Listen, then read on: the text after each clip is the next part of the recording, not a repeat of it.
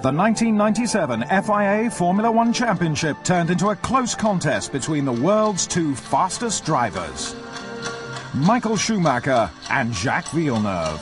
You cannot predict what is going to happen. What I'm afraid of is maybe, to be taken out of the race. Jacques' words ominous as the championship went down to the wire. Jerez in Spain was the venue for the decider. In the pit lane, it was Ferrari versus Williams. And on the track, it was Schumacher versus Villeneuve. The battle was close, with both teams giving everything they had, but in the end it was dramatic and controversial, all over in one turn. Ferrari and Schumacher were left to look back on what might have been. But it was Jacques Villeneuve withstanding the pressure of 17 enthralling races to take the coveted title, Williams winning the Constructors whilst Mika Häkkinen took his first win. It's just one victory, nothing else.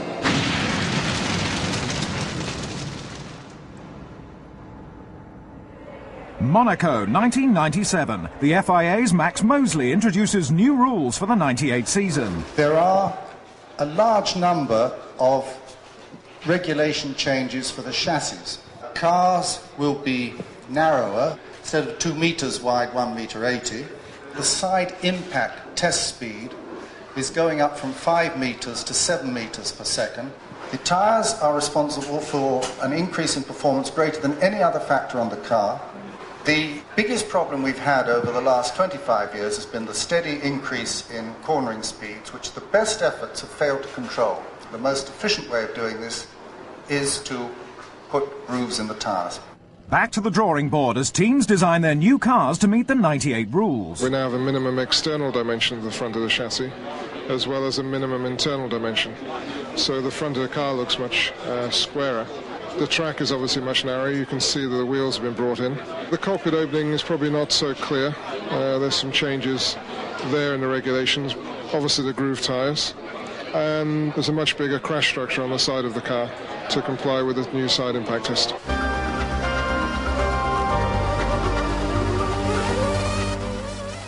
Changing times at Williams. Renault engines are out, Mechachrome engines are in. New livery for Frank's team with every small detail examined in the lead-up to their title defence.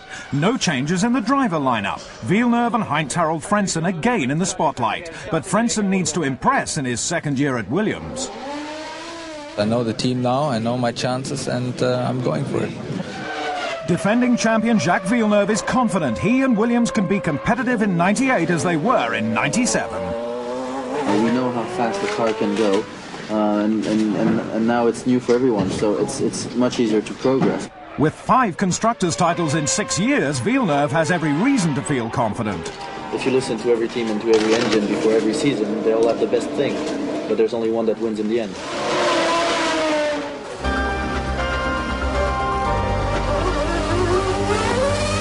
There's a steep slope for Irvine, Schumacher and Ferrari to climb to reach that elusive top spot. The Italian team are taking great care to keep Formula One's most expensive driver in peak condition. Covers off the new F300. A new car, a new gearbox, a new engine, a new type of tires, so it will be very challenging. Ferrari were concentrating on development in early 1998. We want to win the championship, that's our ambition. But want to do things and achieve things is 2 different stories. Schumacher's penalty for the controversial incident with Villeneuve was to help the FIA's road safety campaign. The double world champion will be under enormous scrutiny this year from both the world's press and the Tifosi, who will do anything to get a glimpse of the famous red cars.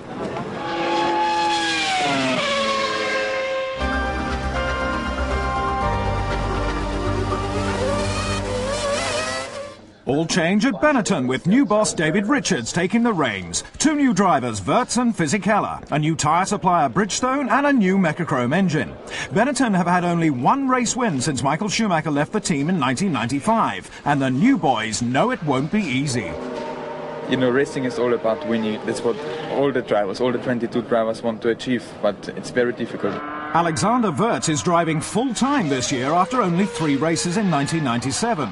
And with Giancarlo Fisichella moving from Jordan, the Italian team have one of the youngest driving lineups in Formula One.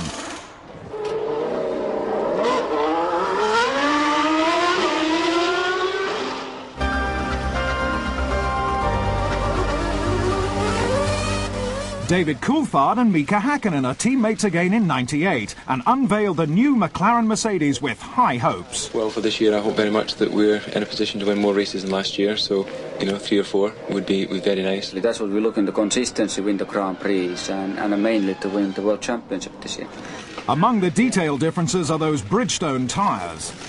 It doesn't have the level of degradation that previous suppliers had, and that gives us a very good basis on which to develop the car. Designer Adrian Newey arrives, but what of the Mercedes engine? It is stronger, it is lighter, and it's hopefully much more reliable.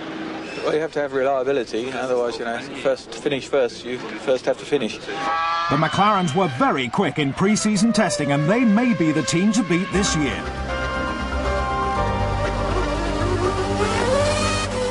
1996 champion Damon Hill declined an offer from McLaren, opting to join Ralf Schumacher at Jordan. Mugen Honda are powering a new partnership, with smiles from Ralf, who was on an even footing with Damon.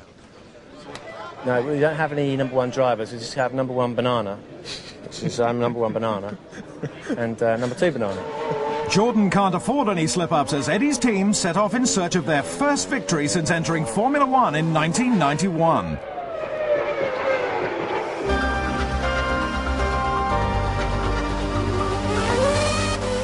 It's an all-French affair as Peugeot combine with Prost to produce the AP01. Olivier Panis and Jarno Trulli are the driving force. The introduction of a revolutionary carbon fibre gearbox has given the team problems in early testing, but were now said to be resolved. Team boss Alain Prost is confident of the team's prospects. But what is the most important is we know that the objective is to be in between the top teams as quick as possible. And the objective would be to try to be there this year already.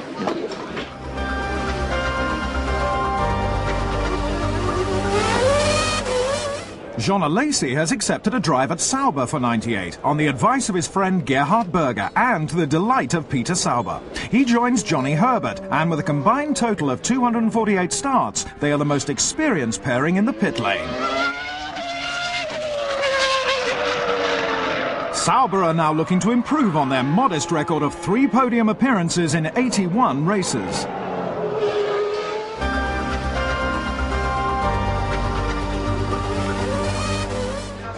The stunning Black Arrows A19, designed by John Barnard, is powered by its own engine, making the Tom Walkinshaw operation only the second team together with Ferrari to build its own power plant. We decided that instead of wasting the money just renting engines from someone, we would invest it and build our own and hopefully get industry support for it. Pedro Diniz is joined by Mika Salo. I was really happy when Tom wanted me to drive for him because I know his reputation in racing and he's got John Barnard designing a car, so it was just everything what I wanted.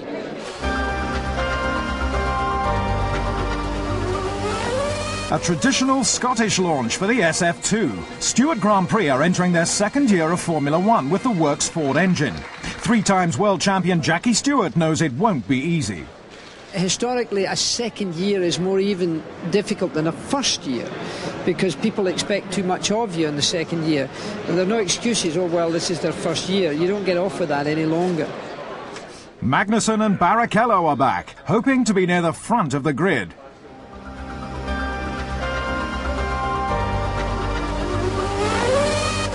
A final crack at Formula One for Ken Tyrrell, bought out by British American Racing. Tora Takagi is the new Japanese signing. I think we've got a good car, so I think we have the opportunity for a few podium finishes. Harvey Postlethwaite realises the new regulations take time to come to grips with. So I think there'll be an ongoing process of improvement. I think teams will also spark off each other in terms of seeing what everyone else is up to, what progress they've made, and I think there'll be quite a lot of modification as the year goes on. Brazilian Ricardo Rosset has joined to partner Takagi.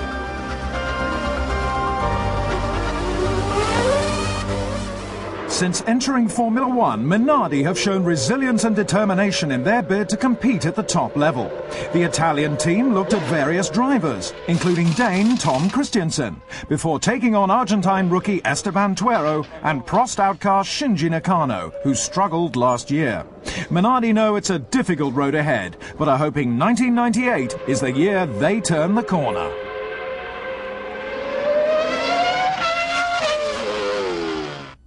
And so to Melbourne, Australia for round one of the Formula One World Championship.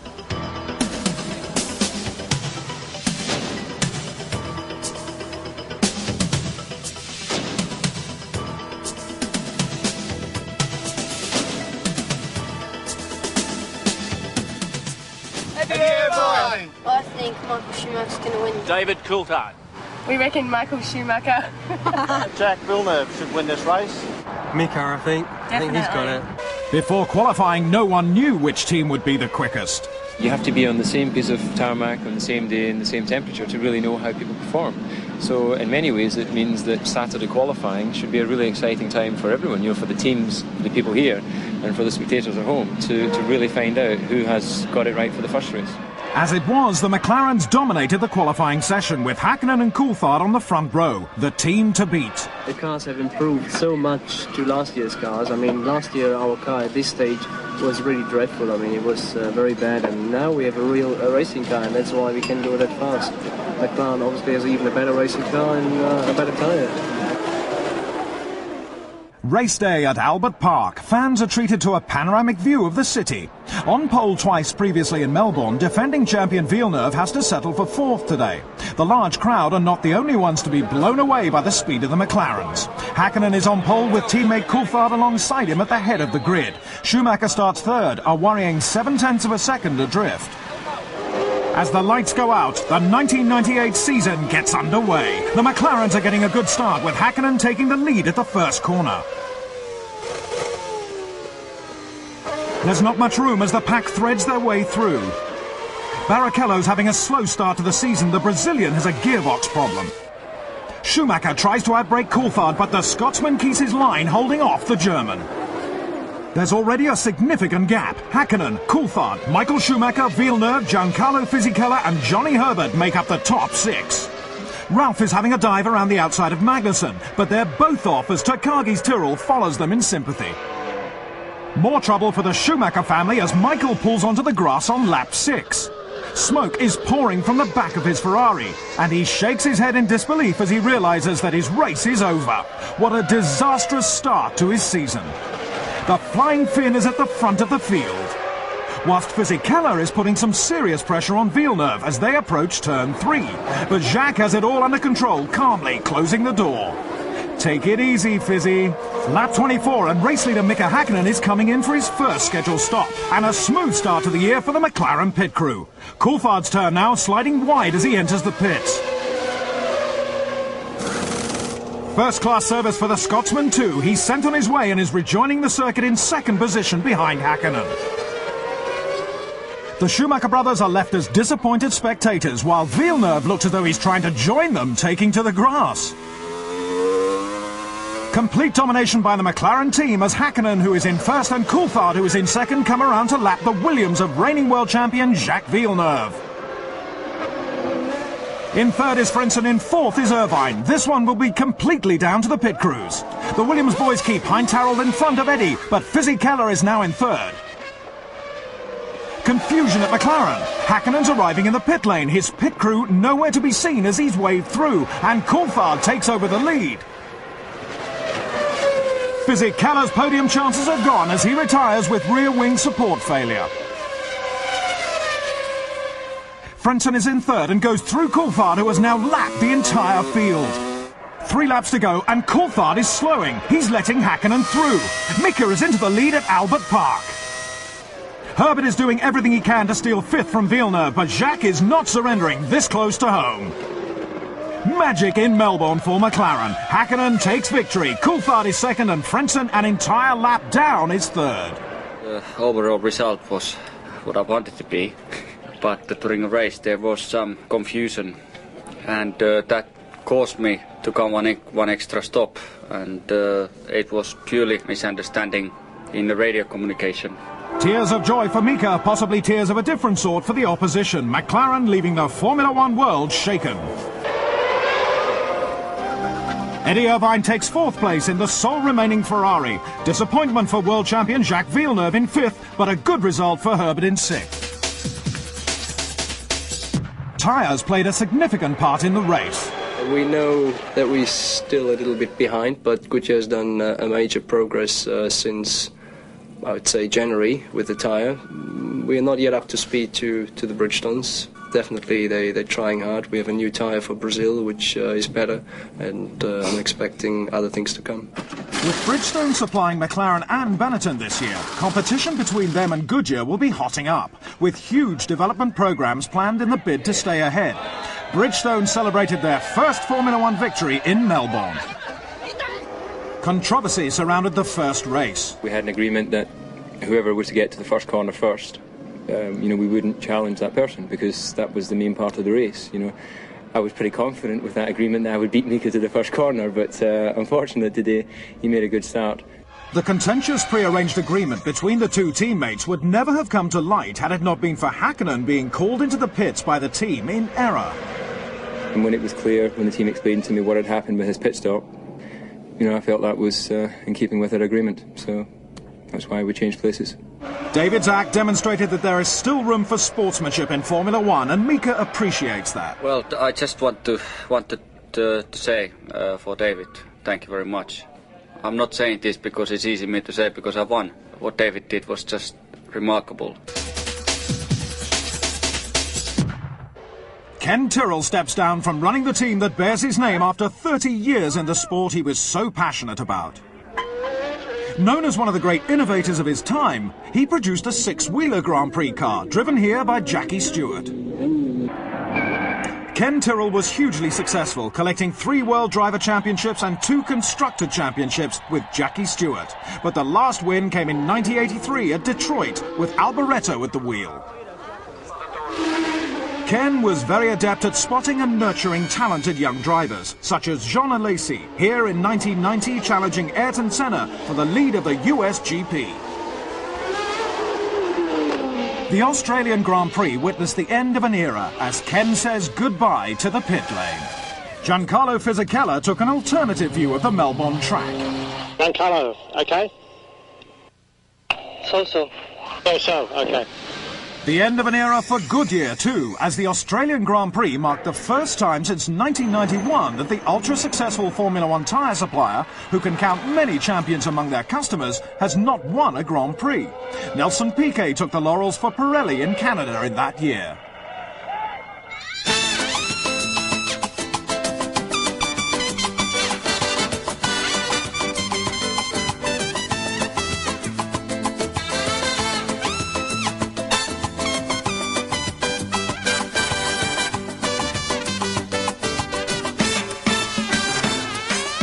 Round 2, the Interlagos circuit, Sao Paulo, Brazil, the home track of Fittipaldi, Piquet and Senna.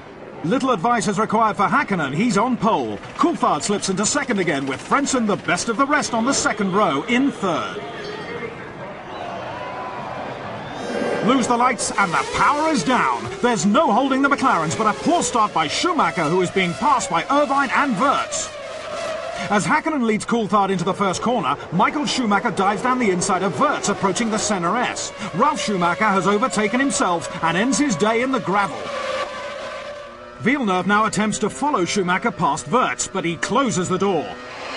Hakkinen is leading from Coulthard, Frentzen, Irvine, Schumacher, Wirtz and Villeneuve. The Ferrari crew watch as their drivers race side by side down the pit straight. Schumacher is getting past Irvine to take 4th position. Patrick Head is keeping a close eye on the opposition. The McLarens are clocking impressive lap times. Michael Schumacher's Ferrari is being held up by Frentzen as they battle for 3rd place. Schumacher's pushing hard as he comes in early for his first pit stop, escaping the traffic. While Hakkinen is leading the race convincingly. With fresh tyres, Schumacher wastes no time passing Fisichella's Benetton. Heinz Harald is watching exactly how it's done. Now it's his turn, taking his Williams into the points. 3rd place Wirtz will have to watch his mirrors as Schumacher and Frentzen close in. Lap 45 and Frentzen's in for his 2nd stop. A new set of Goodyears for the German, and he's on his way. Wirtz is in. Wirtz is out. Frentzen goes past as Alexander runs wide onto the curbs. The leader, Mika Häkkinen, is lapping Villeneuve for the second race in succession. Coulthard is second, McLarens are dominating. Lap 53 and Schumacher's in for his final stop. But there's a problem. Michael stalled the engine. There's an agonising wait for the frustrated German.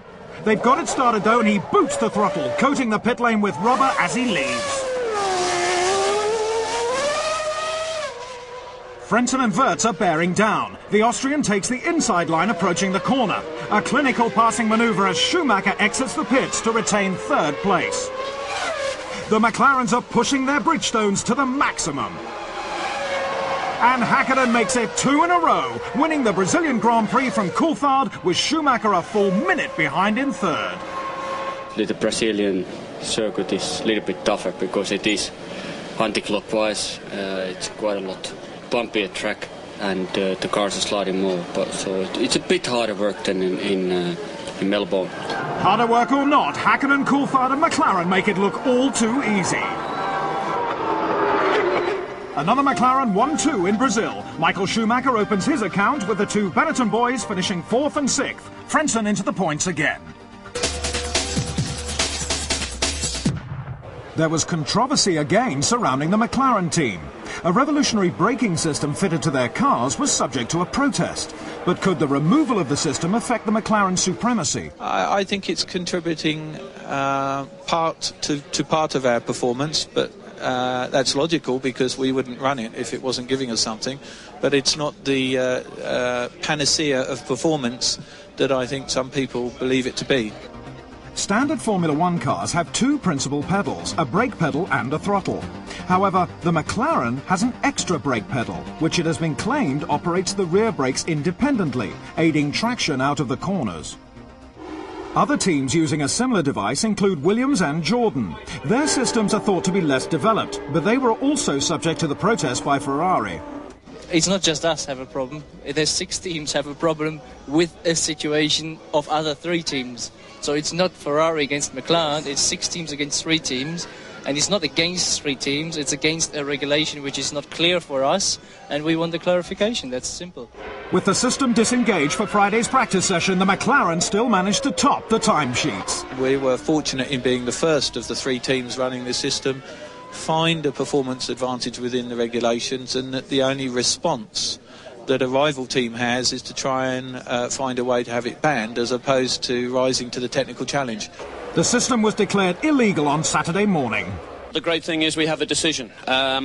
We were pretty casual either way, which way it was. We had the technology to put it on or we had the ability to take it off. And at least now we can start racing knowing exactly where we stand. But McLaren's dominance remained intact. It was a good result, good reliability and great weekend. Don't like the politics, but we did it on the circuit. Ferrari were pleased with the new engine that they raced for the first time. It was we first time run a new engine, which survived nicely.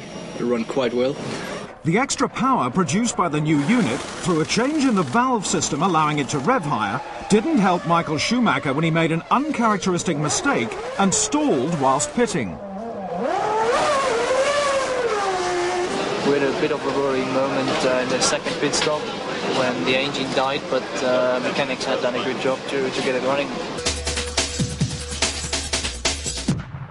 After reoccurring problems with photographers, McLaren boss Ron Dennis has introduced security measures around his pit garage to ensure the privacy of sensitive information. However, he was unable to protect his cars while stranded on the circuit. But the team owner will be keeping an eye on the offenders.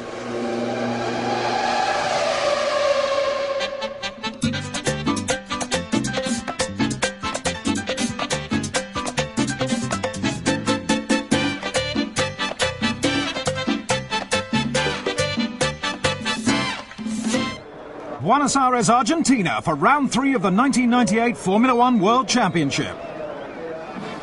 The crowd are hoping it won't be another processional race.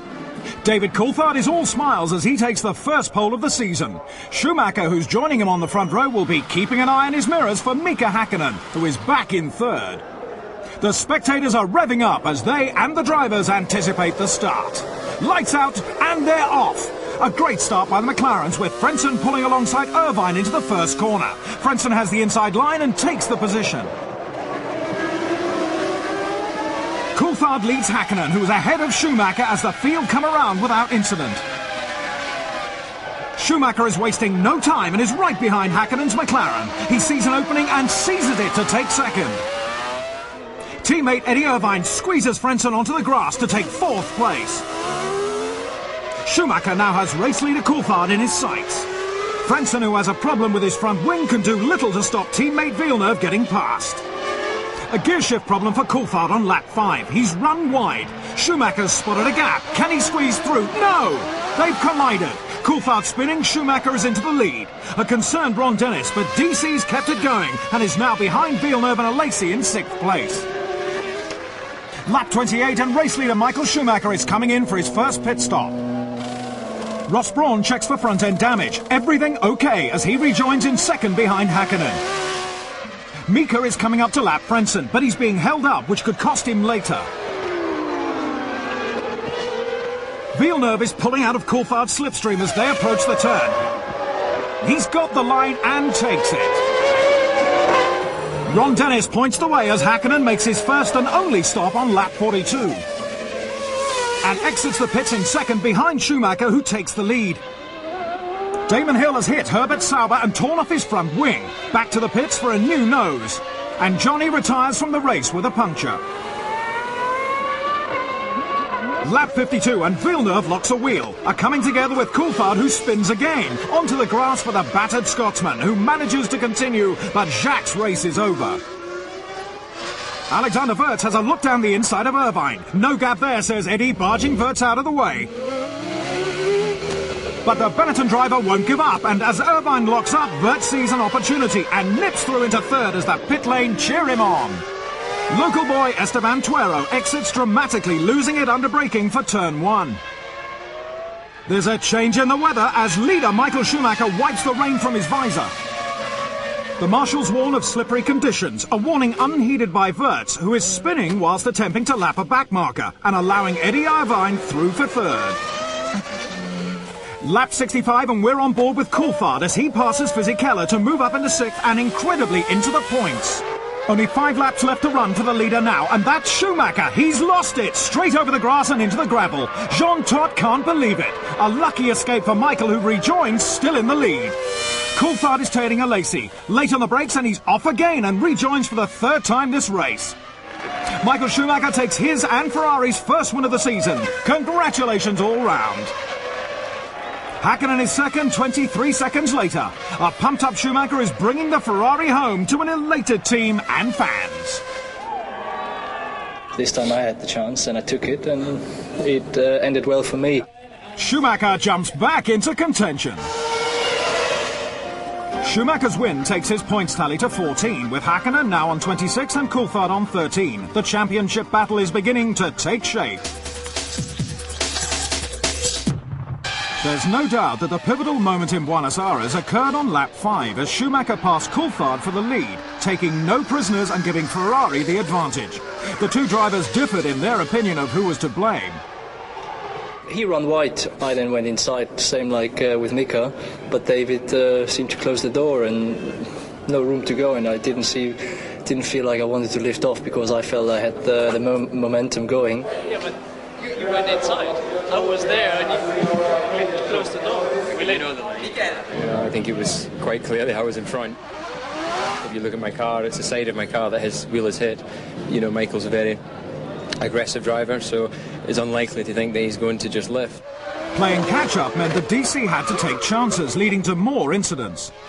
Jack's another one, like Michael, who's never prepared to give an inch, even if they're slightly behind. It requires him to be a little bit fair, and I don't know, he just drove into the side of me. You know, in a way, I'm the one who hit him, so who knows whose fault it is? It doesn't really matter at this point.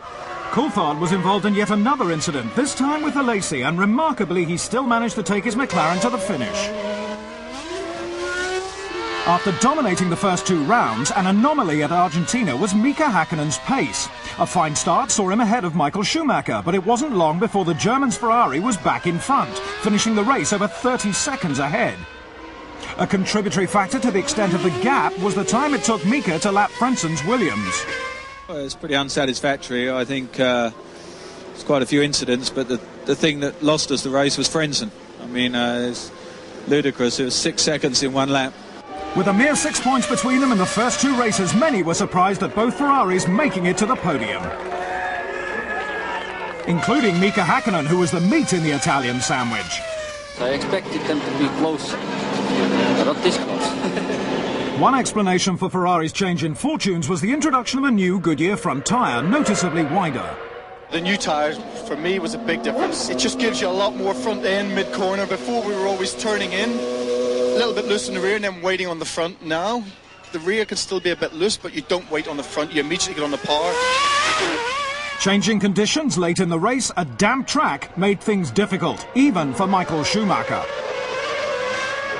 And it just started to drizzle, and there's just a patch that was wet, and I just caught that and lost the rear end, and just went straight on. So I didn't even try to brake, I just went straight through to come back on the other end and back on the circuit.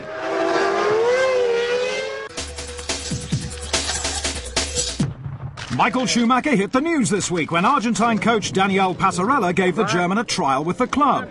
With the World Cup only months away, it was hoped that Schumacher's expertise in taking out opponents and getting away with it, as witnessed by Hill, Villeneuve and Coulthard, would rub off on the team.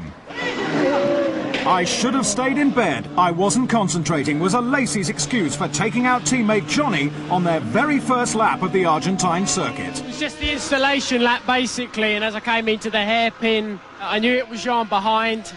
I got hit, so I knew it was Jean.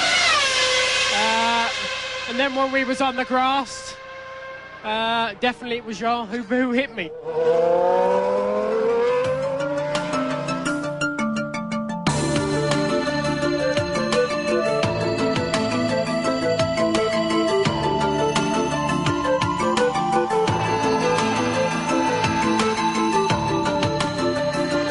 Deep in the heart of Ferrari territory. But who do the locals tip for victory?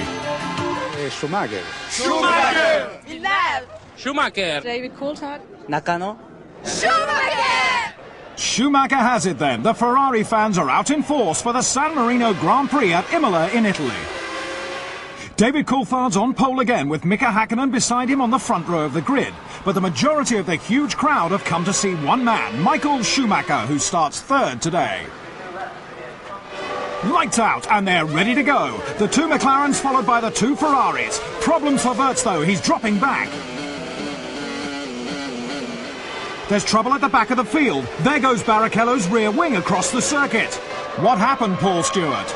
Obviously, Jan must have been behind Rubens because it was Rubens' rear wing that's come undone and Jan's front wing. Very disappointing and quite really not what we need right now. Coulthard is leading, closely pursued by Häkkinen, Michael Schumacher, Villeneuve and Irvine. Lap 2 and Damon's in the pits for a new nose after clipping Wirtz. Back to the action at the front, and David Coulthard already has a comfortable gap to Mika in second. Hill's back in the thick of it, edging his Jordan past Nakano's Bernardi. Whilst McLaren pilot Mika Häkkinen has a problem. Team boss Ron Dennis is calling him in. The Finn has a broken gearbox and pulls in for good. Fisichella's having an off, hitting the tyre barriers hard. Fortunately, he's okay. Coulthard is looking to lap Deniz as the Brazilian's engine fails. A terminal problem for Wirtz. We have a problem in the start. He got stuck in third gear and it damaged the engine. Lap 27 and things are hotting up. The end of Nakano's race. Eddie Irvine can certainly stand the heat as a charging Villeneuve pursues him for third. Riding with the Irishman now as he runs offline and back on track. Hill passes Salo's arrows for 10th place. Eddie Irvine enters the pits just behind third place Villeneuve. A quick stop by the Ferrari crew, but they're in a flap at Williams. Villeneuve is forced to concede a position, and Patrick Head is furious the fuel flap wouldn't open. 14 laps to go, and there goes Coulthard, leading by 21 seconds. Schumacher has just set the fastest lap, though. Can he catch the McLaren? The Mugen engine ends Hill's eventful race early. Coulthard is still out in front. But Ron Dennis is keeping a close eye on the catching Ferrari of Michael Schumacher, who is just 6 seconds behind with 1 lap remaining. David Coulthard is rounding the last few corners now. Schumacher's not giving up though, chasing hard to the end. Tense times in the garage, as David Coulthard takes his first win of the season, followed closely by Michael Schumacher in second, to the jubilation of the Tifosi. Irvine takes third with Villeneuve fourth, just behind.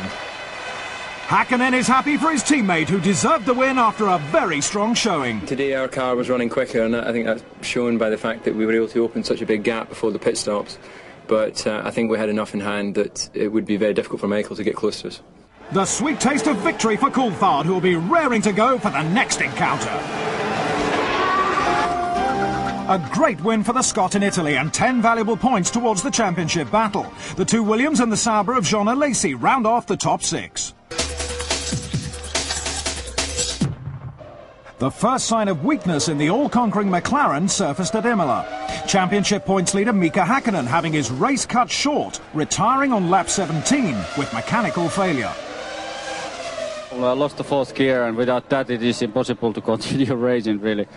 So obviously you can imagine I'm very disappointed, but I guess I have a lot of experience in my career to have situations like this, but it happened, so nothing what I can do now. Mika was pragmatic, but the Finn's retirement caused concern for teammate David Coulthard. The team informed me that Mika was out, but clearly I could see that anyway. And I didn't ask what the problem was because I didn't want to be thinking about that particular, listening for noises with the engine, or I don't even know now what the problem was. It was after the second set of pit stops that the San Marino Grand Prix truly came alive, climaxing into a nail-biting finish. DC, with 15 laps to go, was 20 seconds ahead of Michael Schumacher's Ferrari, but the German was hot on the Scotsman's heels, circulating at over a second per lap faster. Basically, I was just trying to run a race that wasn't too hard on the brakes or the engine, and just try and maintain the gap to Michael, so I was perfectly comfortable to let that gap reduce, because I knew that I could go a little bit quicker. So the only worry in doing something like that is that if you get a problem, then you don't have so much time in hand. 10 laps from the checkered flag and the gap was down to 15 seconds. David was suffering reliability problems, but still managed to hold off the flying Ferrari. We had some debris in the cooling system, and we were really struggling to keep the oil temperature at acceptable to level. So we just took the whole gap and used it for reliability. We could have gone much quicker, but it was unnecessary. The controversial and ugly side wings that many of the teams have been using this season have been banned by the FIA on safety grounds. Team owner Eddie Jordan. When one takes into consideration the efforts that were made by a team, of course it's disappointing, but we were one of the people who got some real advantage out of these side wings. I think, to be truthful about it, there was a impairing of vision from a driver's point of view in terms of what he could actually see, and if there is a question ever of safety, you have to side on the safety aspect. The FIA's ruling will put an end to incidents such as this seen in Argentina this year.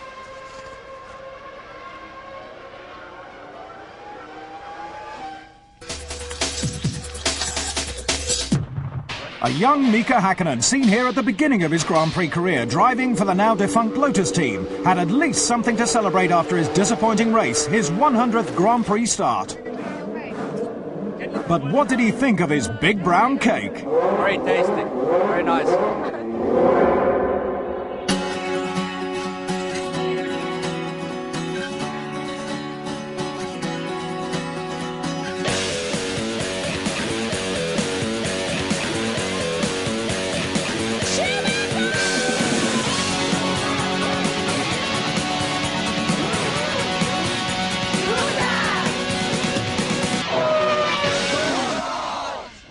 Barcelona in sunny Spain is the venue for the 5th round of the Formula One World Championship. The spectators and marshals are enjoying the weather.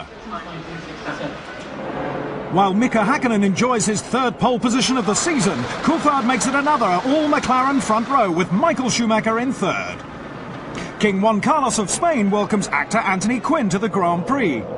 Adrenaline pumping as the 21 drivers race off the grid. Hakkinen and Coulthard are cleanly away, but a poor start by Michael Schumacher allows Fisichella and Irvine to get past him. Into 12th, turn 1, Hakkinen leads Coulthard as Irvine takes Fisichella for 3rd. On board with Michael Schumacher, but the young Italian closes the door. With the two McLarens beginning to pull away, Ferrari and Benetton lead the pursuit. Frenson's lost it, but he's managed to keep the engine running. What happened? It looks as if he made contact with a Lacey while sparring for position. Hakkinen with a huge gap to Coulthard already. He's flying. A double blow for Arrows as Diniz and Salo's engines both let go simultaneously. Terrible luck for Tom Walkinshaw. Irvine third is in for a pit stop on lap 25 and Fisichella fourth is right behind him. The race is on. The two teams pitted against each other. And Ferrari win.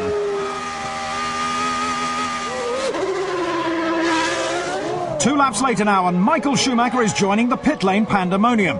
A professional job by his crew see the German ace out in third and in front of Irvine, who helped his teammate by holding Fisichella back.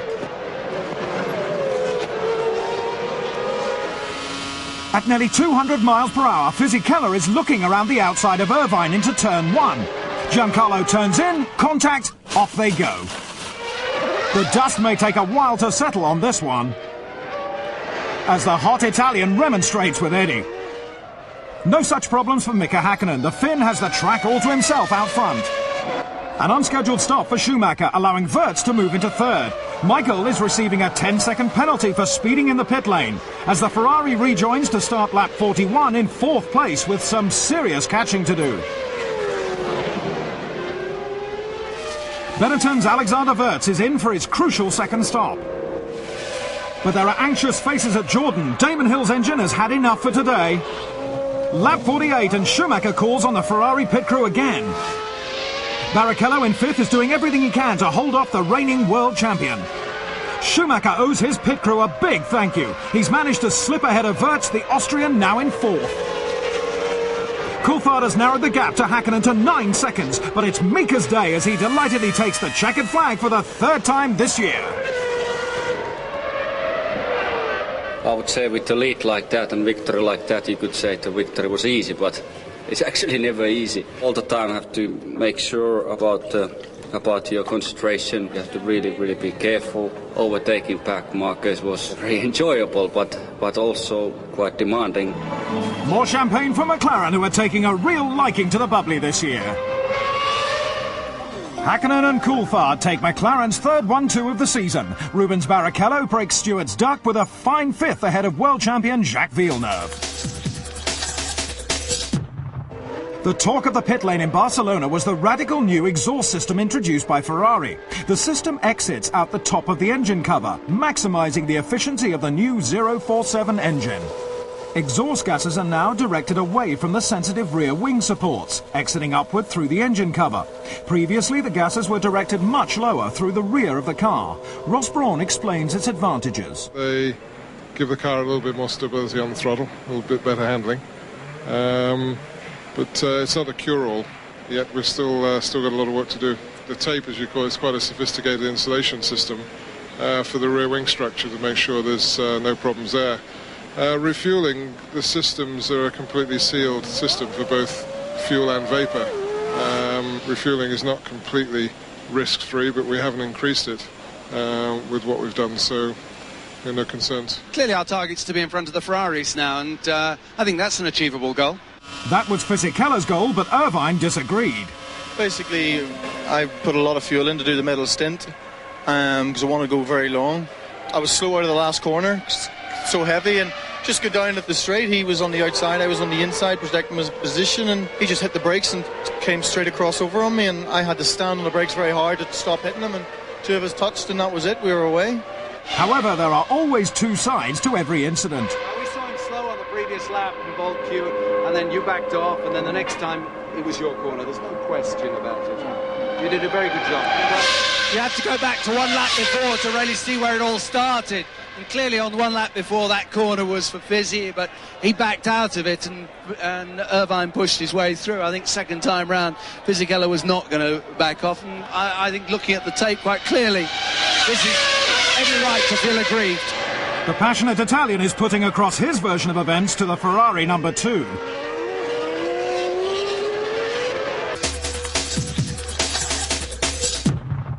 Since Bernie Eccleston and Sylvester Stallone signed a film agreement last year, the Hollywood film star has been doing his research, while Jason Priestley is rumoured to want a part. Tyrrell's Ricardo Rosset was the first driver this year to fail to qualify, falling foul of the FIA rule that all drivers must set a time within 107% of pole position. The Brazilian missed the cut by just 0.06 of a second. Meanwhile, Williams had their worst qualifying session since lining up 14th and 16th at Phoenix in '89. Last year, Villeneuve took pole. This year, he could only manage 10th place, pushing his car to the absolute limit and beyond.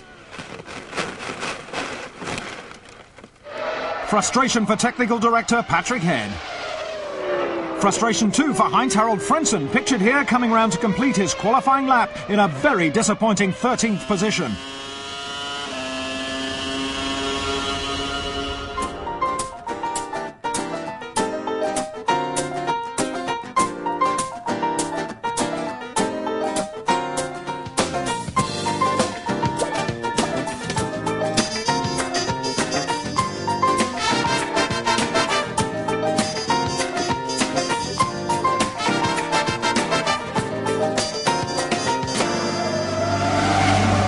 Monte Carlo in the tiny Principality of Monaco is home to the rich and famous, with an atmosphere no other circuit on the calendar can match. Also unmatched is Mika Häkkinen at home on pole. Coulthard is in second, and after fourth on the grid last year, Fisichella has improved to third in '98, ahead of a disappointed Schumacher who starts fourth. Concentration on the lights as the race gets underway. The McLarens are off the grid well and leading the field cleanly through the first corner. On board with Villeneuve, taking us through Saint-Devote and up the hill. Häkkinen, Coulthard, Fisichella, Schumacher, Wirtz and Frentzen making up the top six. Häkkinen's building up a lead and is in complete control. DC is playing catch-up, whilst Fisichella is battling to hold off Michael Schumacher. Lap 10 into Lowe's hairpin, and Irvine wants sixth from Frentzen. Unconventional, Eddie, but he's through, although Heinz-Harald is finished. Coulthard's coming out of the tunnel, the Mercedes engine blowing, ending his race in spectacular style. Engine designer Mario Ilian can only look on. Michael Schumacher has passed Giancarlo Fisichella in the first round of pit stops as Coulthard walks home. Häkkinen is getting away with a scrape at Rascasse. Lap 38 and Michael Schumacher has caught Wirtz as Alexander is held up by the pack. A passing opportunity for the Ferrari driver, who's giving Wirtz a nudge rounding Lowe's. The Austrian is not giving up though, and repasses going into Portier running wide. Michael has another go. A harder knock this time as the German goes through. On the limit of adhesion, the Ferrari looks in trouble, and Jean Todt knows it. Schumacher is into the pits, a problem at the rear of the car. A technical knockout according to the mechanics, and Michael is getting out. Ross Brawn doesn't look so sure though, and is telling the Ferrari number 1 to get back into the hot seat. Meanwhile, back on track, Mika is serene, streets ahead of the rest. After a lengthy delay, Schumacher is rejoining the fray way down. Wirtz is losing it coming out of the tunnel, and that's a heavy impact into the Armco. The Austrian is helpless as his Benetton career's out of control and into the tyre barrier. Thankfully, he's all right. Lap 60 and Fisichella's up to second, but he drops it at Rascasse, spinning violently. The Benetton driver has managed to keep the engine going. No damage done, to the relief of the pit crew. Disappointment for Alesi as the Frenchman's gearbox fails whilst in fifth. Mika Salo is storming along in fourth. A great result for the Arrows team. The troublesome Sauber bringing Jean to his knees. Häkkinen, meanwhile, has brought the entire field to its knees. It's Mika's first win in the Principality and another win for the mighty McLaren. Giancarlo Fisichella takes second in front of a jubilant Benetton team. Schumacher ends a dreadful day, tangling with Deniz on the last lap. Pedro is in the points. But it's undoubtedly Häkkinen who is the shining star of today. Winning Monte Carlo is always a dream, always has been a dream. I think it's most of the Grand Prix drivers' victory of the Monte Carlo is something very special for them, and this now happened to me, and it's just hard to believe it yet. A great day for Tom Walkinshaw and Arrows, with Salo finishing 4th and Deniz in 6th, while consistent Villeneuve is in the points again in 5th place. After 6 rounds, Mika Häkkinen leads the drivers' standings by a massive 17 points over teammate David Coulthard in 2nd, with Michael Schumacher in 3rd. In the Constructors' Championship, the McLaren team are dominating with 75 points. Ferrari in 2nd have some catching to do on 39. Eddie Irvine, the straight-talking Irishman, embroiled himself in controversy again in Monaco, barging past the Williams of Heinz-Harald Frentzen on lap 9 and finishing the German's race. You can pussyfoot around the whole race behind the guy, and you're not going to do any good. You've got to get stuck in, and I thought actually he would have been able to continue, but he seemed to bounce wide or something. I don't know. I couldn't afford to sit behind him. He was way too slow. Monaco raised questions about the reliability of the Mercedes engine, which proved troublesome last year. Coulthard's race and chances of closing the points gap between himself and Mika went up in smoke on lap 17 when his engine let go coming out of the tunnel. And I was just wanting to try and put a bit of pressure on when the engine tightened in the tunnel and blew up on the exit. You know, you have to expect when things have been pushed to the limit that eventually things will fail. Very unusual, so we just have to get over this one and go to Canada and try and get victory there. He was as quick as Mika could have fought for victory. And the whole team did not make one mistake. It was only us, the engine. Sorry for that, but it was a great victory for Mika. And, well, I'm proud to be part of the team. A highlight of the race was the way Formula One novice Alexander Wurz dealt with the pressure he received from Michael Schumacher.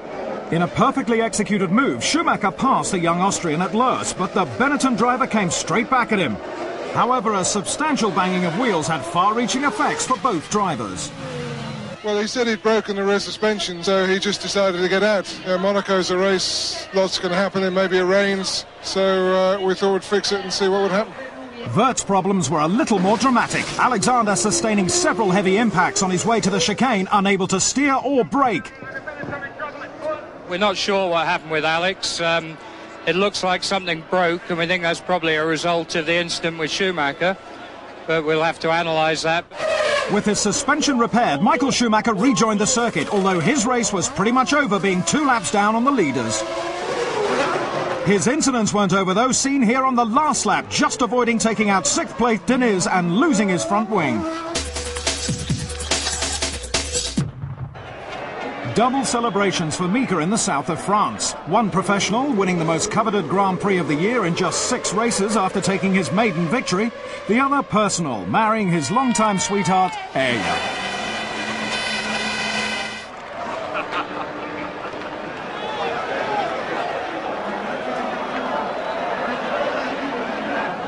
I'll tell you what, I do that and you do a nude shower scene with Sharon Stone. Fair enough?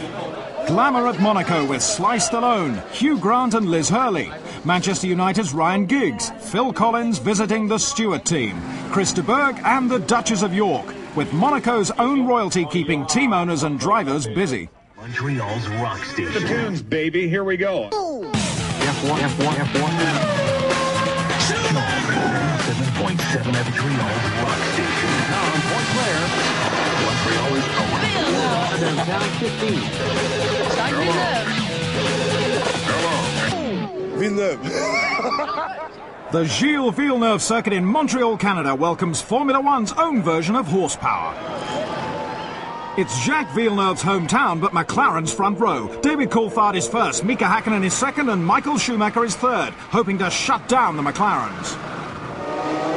Tension mounts as the revs climb. Lights out, and they're away. Ralf Schumacher has stalled his Jordan, whilst brother Michael is taking second off Häkkinen and pressuring Coulthard. Huge shunt. Alexander Wurz takes to the air over Alesi. Jarno Trulli is showing the shaken Benetton driver the way back to the pit lane. The replay shows the Austrian losing it on the approach to the centre hairpin and barrel rolling across the gravel track. A miraculous escape. Jean Alesi, Jarno Trulli and Alexander Wurz are in their spare cars, but the unfortunate Johnny Herbert starts from the pit lane. Take 2. Coulthard is off the line well, but Häkkinen has a problem. No gears as the field stream past him. Ralf Schumacher is out of shape, losing it in front of the stampeding pack. Hill is through safely, but not so lucky as Alesi as Trulli double parks. Eddie Irvine is another victim as the race continues. Schumacher is drawing alongside Fisichella as they approach the casino hairpin. Taking the outside line, he's moving into second position behind the McLaren of David Coulthard. Irvine's three-wheeler manages to reach the pit to replace the damaged Goodyear, but it's the end of the road for Mika. Irvine rejoins at the back of the field whilst the safety car is departing as lap 6 begins. Coulthard is leading Schumacher, Fisichella and Villeneuve. Michael's filling DC's mirrors as Deniz loses control of his arrows, taking to the grass as he quite literally lays down a hazard for the others. The safety car is employed again to restore order. Michael Schumacher is pushing Coulthard and his McLaren to the limit now, and DC's throttle linkage gives up, letting Schumacher through into the lead. Lap 18, and it's a heavy impact for Salo, throwing debris in all directions. Schumacher's taken a canny pit stop and is racing out with Frentzen bearing down. He gives his fellow countrymen no room, and the Williams has nowhere to go. Jock's clearly furious as Heinz Harald shows his disgust and Patrick Head remonstrates with the Ferrari pit wall. Oliver Gavin's safety car heads race leader Fisichella, Villeneuve and Schumacher. Lap 23 and the race is on. Villeneuve goes for the lead in his home Grand Prix, smoking his Goodyears. He's outbraked himself and takes a trip across the gravel. A fast-acting pit crew are ready to replace both front and rear wings, but it's ruined his race chances. Just over halfway and Fisichella is leading from Michael Schumacher, but the German must serve a stop-go penalty for his part in the incident with Frentzen. Michael waits, his punishment served, as Giancarlo leads the Canadian Grand Prix. Schumacher's come out right behind his old sparring partner Damon Hill. Not for the faint-hearted as Hill attempts to keep his second place, but Michael takes it. Lap 44 and Fisichella's in for his only pit stop. Schumacher is taking the opportunity to put in some scorching laps. Hill retires with an electrical problem, leaving Eddie frustrated. Schumacher's in for his second scheduled stop. It's a fast one, bringing him out in front of Fisichella's Benetton to take the lead. Irvine is continuing a remarkable run through the field, holding off Wirtz for third as Michael Schumacher wins the Canadian Grand Prix. We knew we were close to the McLarens this weekend. I had a good race up to David's problem. I don't know what strategy he was on, but I was definitely faster, but there was no way to get by. It was obviously a good situation for me to score the full points and them no points to catch up in the championship. Michael Schumacher celebrates 10 championship points. A superb day for Jackie Stewart. His boys finishing 5th and 6th to bring home the team's first points of the year, while Fisichella takes another second-place finish in a row. Montreal's tight first turn saw 2 start-lap accidents. The first was almost inevitable, as the grid bunched up to avoid Ralf Schumacher's stalled Jordan. Wirtz was squeezed onto the grass by Jean Alesi before spinning into a multiple roll. Thankfully, he was okay and took the restart. Avoiding action was again required when Häkkinen's McLaren left the grid at a leisurely pace, and the over-exuberant Ralf Schumacher, trying to make up for a slow start, lost control of his Jordan, spinning in front of the charging field. The unfortunate Jean Alesi and Jarno Trulli, both involved in the first accident, were also caught up in the second, both damaging their spare chassis, and out for good this time. Wirtz avoided the mayhem to finish in the points. This was the most crazy race in my whole career. I'm happy to finish 4th because it's another few points for me, even with the collision at the start, what happened. Overall, it was my first time. And then in the end, with 4th place, I'm really happy. Accusations were rife as Schumacher explains to Fisichella how Hill attempted to block him. Going down the straight, I go like this, I go here, there, I go there. I'll almost go over the tire. The Ferrari driver eventually got through. If someone wants to kill you, he can do it in a different way, because we're going down there 320 kilometers per hour. Somebody moving 3 times the line, that's simply impossible. You can do it once, you go from one side to the other side, that's it. That's what we usually do. But you can't move 3 times. Well, I mean, we were racing for position, and I knew that I had to hold him up as much as possible within the bounds of the rules. Yeah, I mean, I knew where it was, but he still managed to get through. He's a hell of a driver. Hill knew where Schumacher was, but the Ferrari driver claimed that he was unaware of Frenzen's position when he exited the pits and moved across the track, forcing the Williams off the circuit while braking from 180 miles per hour. I can only imagine what happened, and if that happened, I really have to excuse, because I went down the pit lane, I looked to my right to see whether there is someone. I didn't see anyone, so I pulled over to get on the line, and in the mirrors it's almost impossible to see things, and I really don't know what happened. I have to look at video, but if I have done anything, I just want to excuse myself. Michael may have excused himself, but Patrick Head hasn't. We will do everything to get him thrown out of this race, and maybe for a lot more races. I'm really disappointed because we could have made good points today. Many people in front of us fall off, and the race wasn't still over. We had a good race strategy. Everything was running fine. Despite his first ever Formula One point, Jan Magnussen has lost his seat at Stewart after a disappointing season. His berth is taken by Dutchman Jos Verstappen.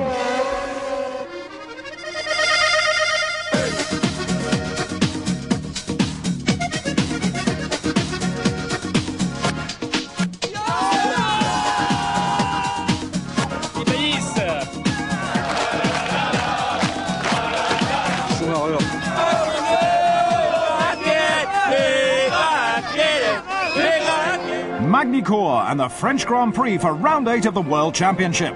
With the World Cup in full swing around the country, it's the place to be for sport. On pole is Mika Häkkinen looking to defend his championship lead. Second on the grid, Michael Schumacher is focusing on passing, while David Coulthard in third still has victory as his goal. Kick-off in France, but the amber grid lights are lit, signalling an aborted start. Verstappen is stranded on the grid as the drivers race off.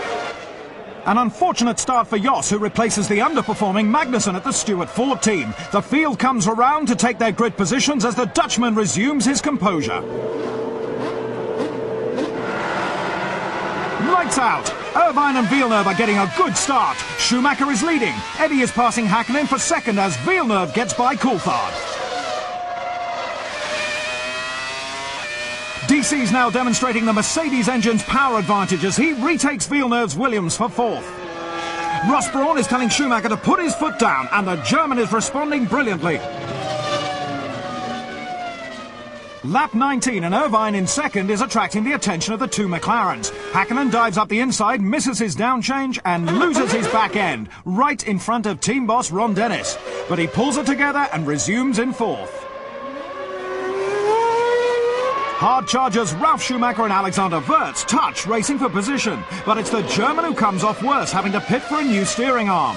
A double blow for Jordan. Hill's arriving with a terminal hydraulic problem. Damon's race is over, but Ralf continues. Riding with Coulthard as he weaves past Irvine, a beautifully executed move. Lap 32, Fisichella is up the inside of Alesi, a little too optimistic, damaging his front wing and suffering the indignity of being lapped by race leader Michael Schumacher. Second place David Coulthard is in for his second stop on lap 55. There's a problem with the fuel hose, and he's stationary for 37 seconds with no fuel taken. A distraught Ron Dennis is trying to sort out the problem with the equipment. Irvine, now in second, fends off Mika Häkkinen. While Herbert's season nearly goes from bad to worse, just missing Trulli. DC's in again. His McLaren is running on fumes as his team tried desperately to get the hose in, but there's more problems. Finally, some success. A dispirited Ron Dennis knows it's too late. Eddie Irvine is soaking up the pressure from Häkkinen. No pressure on Schumacher, though. Out in front all day to take the 30th Grand Prix victory of his career and his third of the season. Irvine and Häkkinen are still racing to the very end. One corner to go, and Häkkinen has just one last stab up the inside.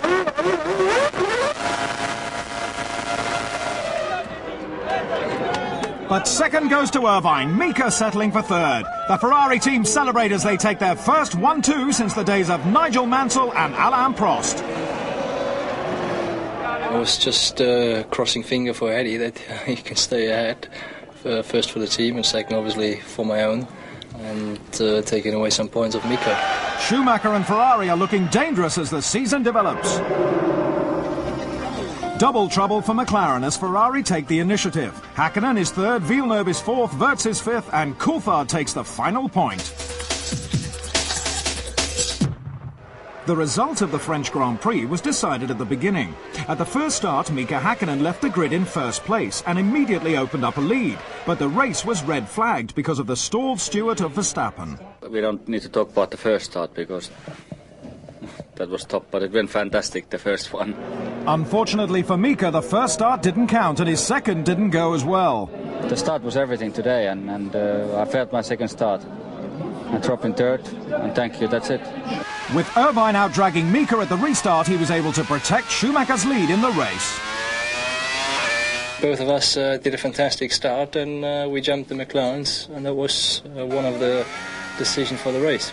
But an unhappy Ron Dennis complaining of inconsistency in the application of the rules. Canada, there was the race wasn't stopped when there was cars on top of each other. Here it was stopped when there was a car offline. Yellow flags or a safety car would have been adequate. If they were in doubt, then they got to stop it. You know, it's not worth gambling, you know, with people's lives just because Ron Dennis wants to win a race. We're on the up, and the pressure's on them, and you can see it's starting to fall apart. With 2 race wins in a row for Schumacher, the momentum is with Ferrari, and Mika Hakkinen and McLaren are having to push themselves that much harder, which is leading to more mistakes. But whether France was representative of the rest of the season, we shall have to wait and see. To compound McLaren's problems at Magny-Cours, the team experienced difficulties with David Coulthard's refuelling rig at his second pit stop.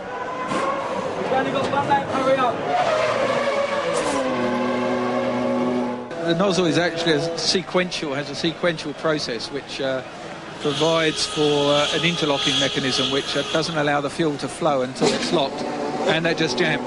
The team eventually managed to get some fuel in. We just have to be a bit more diligent. We have to take responsibility in the end, but it was to a certain degree out of our control.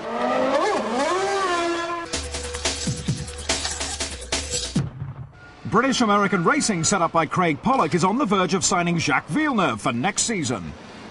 Any experienced driver, and especially a world champion, would be taking a huge risk to come towards a brand new team. Of course, I'd love to have Jacques Villeneuve on board, but I know that Mr. Williams would like to keep him on board, and there's a couple of other teams that would like to take him away from Mr. Williams. I've been linked to Jacques for so many years, and he rides, it's actually since 1982. I could look at Jacques Villeneuve straight in the eye the same way as I could look at Damon Hill and say, I think we could now give you a package that you could build up to compete with.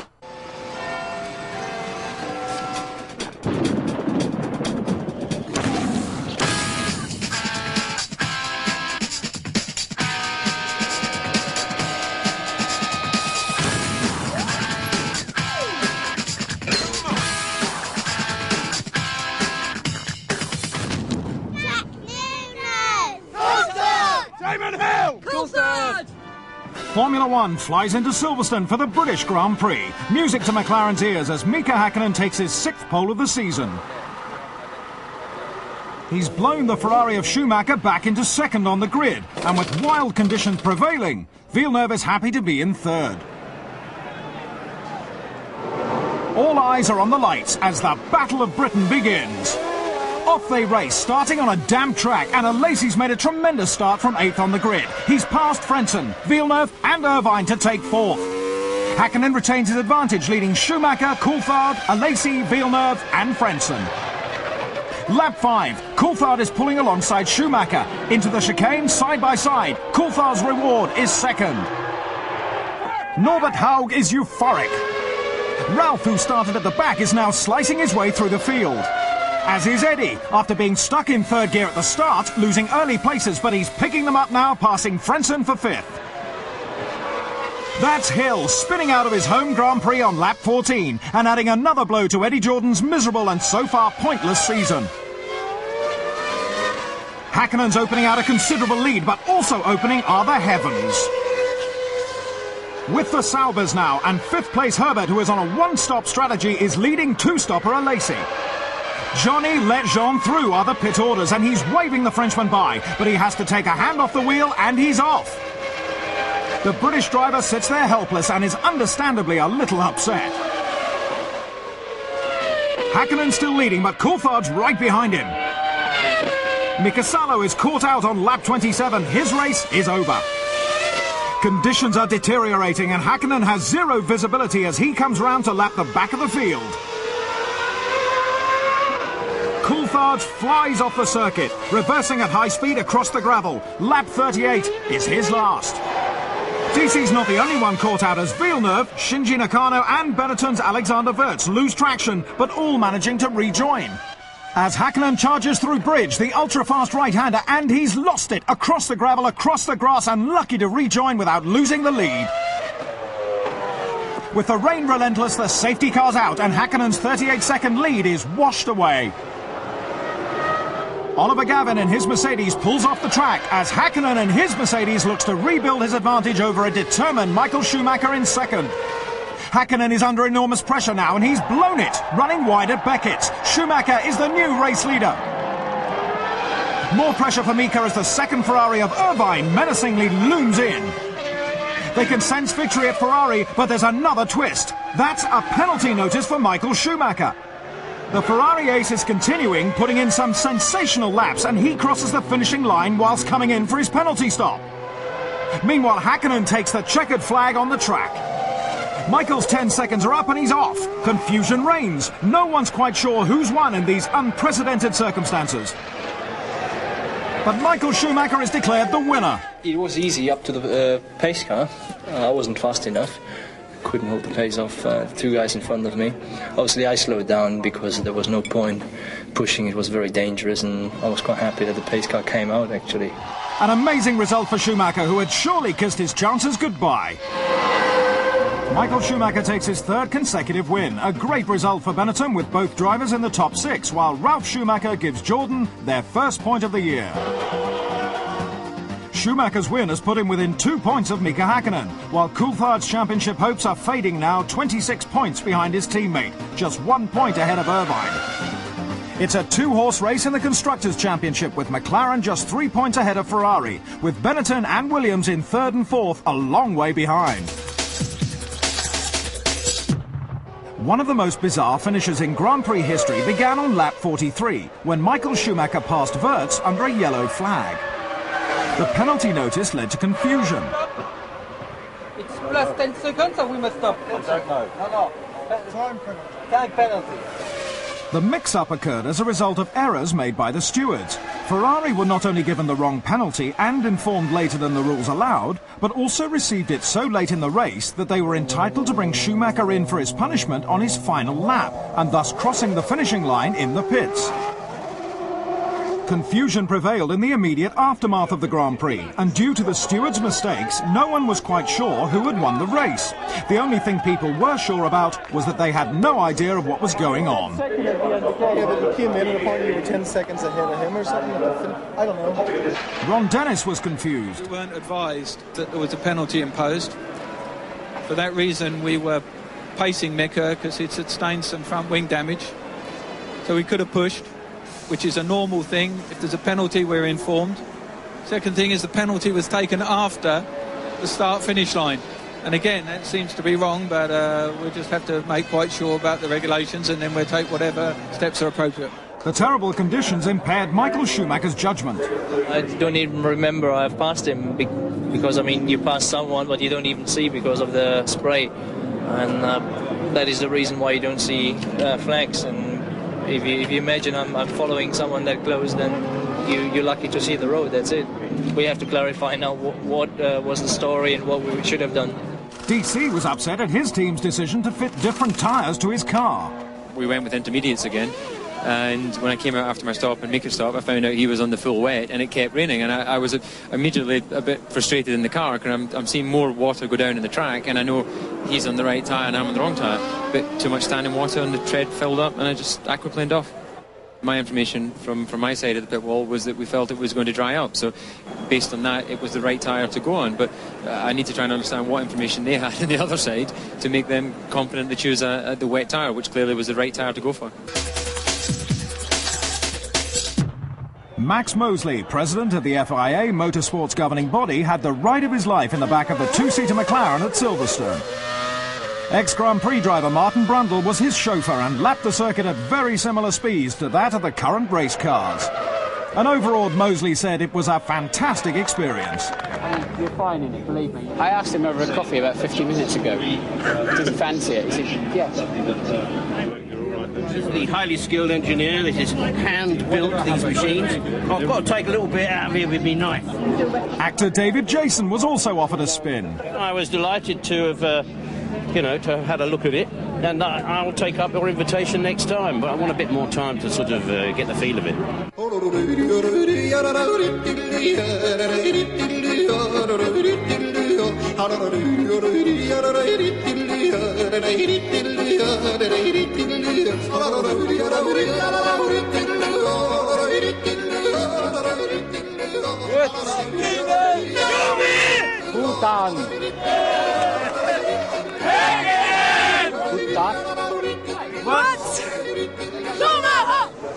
The A1 ring in Austria, and round 10 of the Formula One World Championship sees the first wet qualifying session since Belgium 1994, when Barrichello took pole position for Jordan. It was nearly 30 minutes before anyone ventured out. Takagi was not the only one caught out by the treacherous track. World champion Jacques Villeneuve sliding down to 11th on the grid. Diniz ending up in the gravel and 13th, whilst Fisichella is just a passenger in his own car. Conditions proving too much also for the Rainmeister, Michael Schumacher having to start the race from 4th. Even the peerless McLaren was affected, Häkkinen having to fight to stay on track for 3rd. In the end, the weather produced a radical grid, with Alesi taking provisional pole just seconds from the end of the session. But the flying Fisichella was causing uneasy times in the Sauber garage. Giancarlo Benetton displacing the French driver on the very last lap of the session, taking his first Formula One pole position to the disappointment of the Sauber crew. The Italian's superbly driven and well-timed lap was met by tears of joy from his girlfriend, while Jean was not too disgruntled with 2nd on the grid. Race day and blue skies, the spectators are contented, as is Fisichella at the front. Buoyant Brazilian Barrichello starts a competitive 5th, whilst David Coulthard looks around in unfamiliar territory back in 14th. As the heat begins to rise, the Austrian Grand Prix is under starter's orders. Wheel spinning. Off the line with Alesi, not the start the French Sicilian wanted, as Häkkinen slips by to take 2nd. Now alongside Fisichella in 1st place going into turn 1. That's Takagi losing it on the approach, and he touches Tuero, and Herbert has to take avoiding action. Häkkinen is leading Schumacher. Diniz slides into his teammate and Coulthard. Salo attempts to recover and does a donut into David's front wing. DC's in for repairs, but Salo's race is over. With just 1 lap under yellow, the safety car pulls off and the race is on. Häkkinen leads, Michael Schumacher is 2nd, Fisichella is down to 3rd, Barrichello's up to 4th, and Alesi is 5th. On the outside as they run downhill approaching the turn. Schumacher is braking late, going for it, but runs offline, allowing Fisichella into 2nd. Heartbreak for Barrichello and team boss Jackie Stewart as Rubens retires with brake problems. Michael Schumacher is wasting no time and steals back 2nd off Giancarlo and is back in pursuit of Mika, cruising up to the back of the McLaren, now only 3/10 behind. David Coulthard is slicing his way through the field. Lap 16 and Frentzen has a problem. There's smoke pouring out of the back of his Williams and his Mechachrome is blowing up in spectacular fashion. Schumacher is closing in on Häkkinen. He runs wide, bouncing over the sand and losing his wing. Front row drivers Fisichella and Alesi are battling for 5th now, approaching Remus, and both are eliminated on the spot. Peter Sauber is not amused. A brilliant qualifying is wasted. Back on track with Jacques Villeneuve now, albeit temporarily, as he takes to the grass, but manages to keep it going. Mika Häkkinen is pushing his Bridgestone-shod McLaren to the limit, as his teammate Coulthard runs wide. A recovering Michael Schumacher is now up with brother Ralph, and they almost touch as they battle for 4th. A relieved Eddie Jordan. He doesn't give up though, with Ralph holding him out for a further 4 laps before Michael eventually dives down the inside and gets past. Only 5 seconds from Irvine. And Schumacher passes Eddie for third with only 3 laps to go. But it's Mika's day, taking his 5th win of the season. Coulthard coming from the back of the grid to second in an incredible drive. McLaren are jubilant. It was excellent victory. Team played a very important part of this race, and I think we made excellent tactics, and we had a one fuel stop race, and that was definitely ideal for me, and I was able to go flat out all the time. I did not have any problems really. Häkkinen and McLaren are back on top. Mika Häkkinen's win has put the brakes on Michael Schumacher's and Ferrari's amazing run of results, while Ralf Schumacher scores points again for Jordan in 5th. None of us would have expected that I would be so far back on the grid, but these conditions you have to be on the ball, and I wasn't, so I paid the price. The Austrian Grand Prix was characterised by some astounding comeback drives. Coulthard's 14th place grid slot meant that he was involved in some back-of-the-grid antics. Having got away with just a knock, I then had Mika Salo spin into my front wing, and I thought, God, I can't believe the way this race is going already. Tom Walkinshaw was unhappy with his team's performance, as was Mika Salo, whose race was ultimately finished at the 2nd corner. Well, if you are taken off from the race by your own team, you shouldn't be very happy about it. Coulthard managed to get back to the pits. He's got a new nose and a fresh set of tyres, quick 5,000 service, and he's on his way.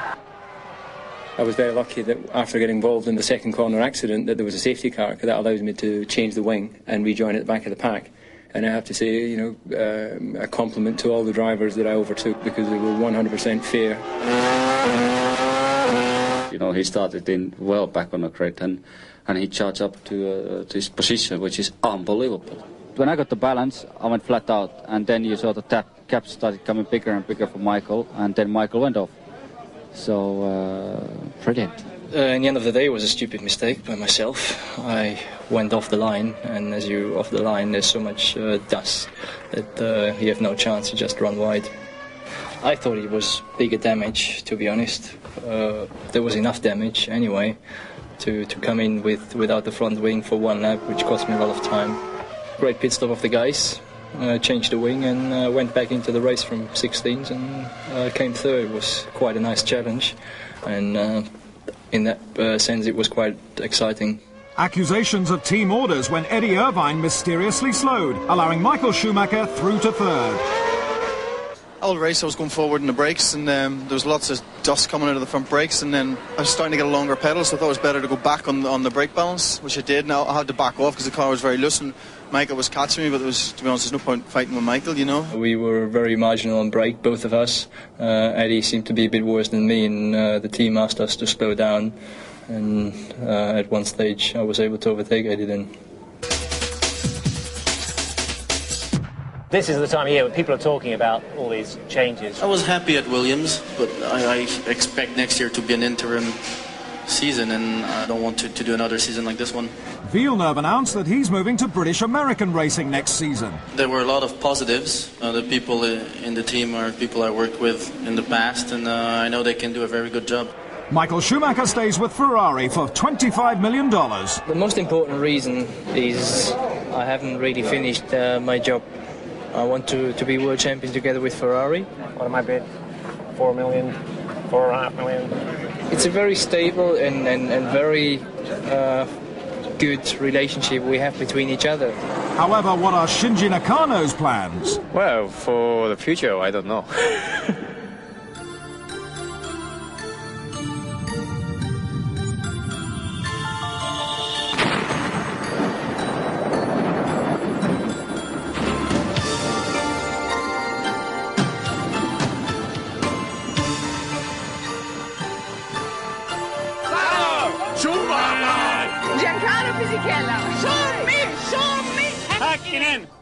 Long straights characterise Hockenheim, the circuit hosting the German Grand Prix in round 11 of the 98 championship. Boris Becker is not the only one who can serve an ace, advantage to Häkkinen, who starts from pole. The German crowd, though, are predominantly Michael Schumacher fans. David Coulthard is lining up second on the grid with Jacques Villeneuve in a competitive third. There's not much for the Ferrari fans to sing about or Michael to smile about. He starts ninth. Keep the revs up and drop the clutch. Schumacher's avoiding the slow-starting Benetton as we join Villeneuve in car as both the Jordans drive by. Hakkinen is leading Coulthard round the first corner. And back with Villeneuve, who is passing Hill's Jordan for fourth place. Ralf Schumacher is in third, whilst Michael is having a go at Fisichella on the approach to the first chicane.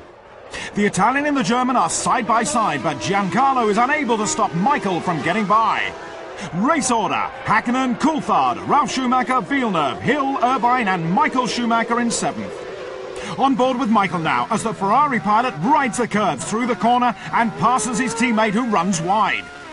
Hakkinen is out in front, but David Coulthard is not far behind in the second McLaren, while Ralf Schumacher is keeping them in check. Ralf is ordered to push, but it's his brother who takes up the order. Schumacher is having to drive his Ferrari to the limit. As Ralf takes the first of two scheduled pit stops, with most of the other teams opting for one, it will have to be quick. The race is between the frontmen Hakkinen and Coulthard as they approach half-race distance. Lap 26, and Mika's in for his one and only stop. As the McLaren crew set to work, the Finn will be hoping that there are no problems.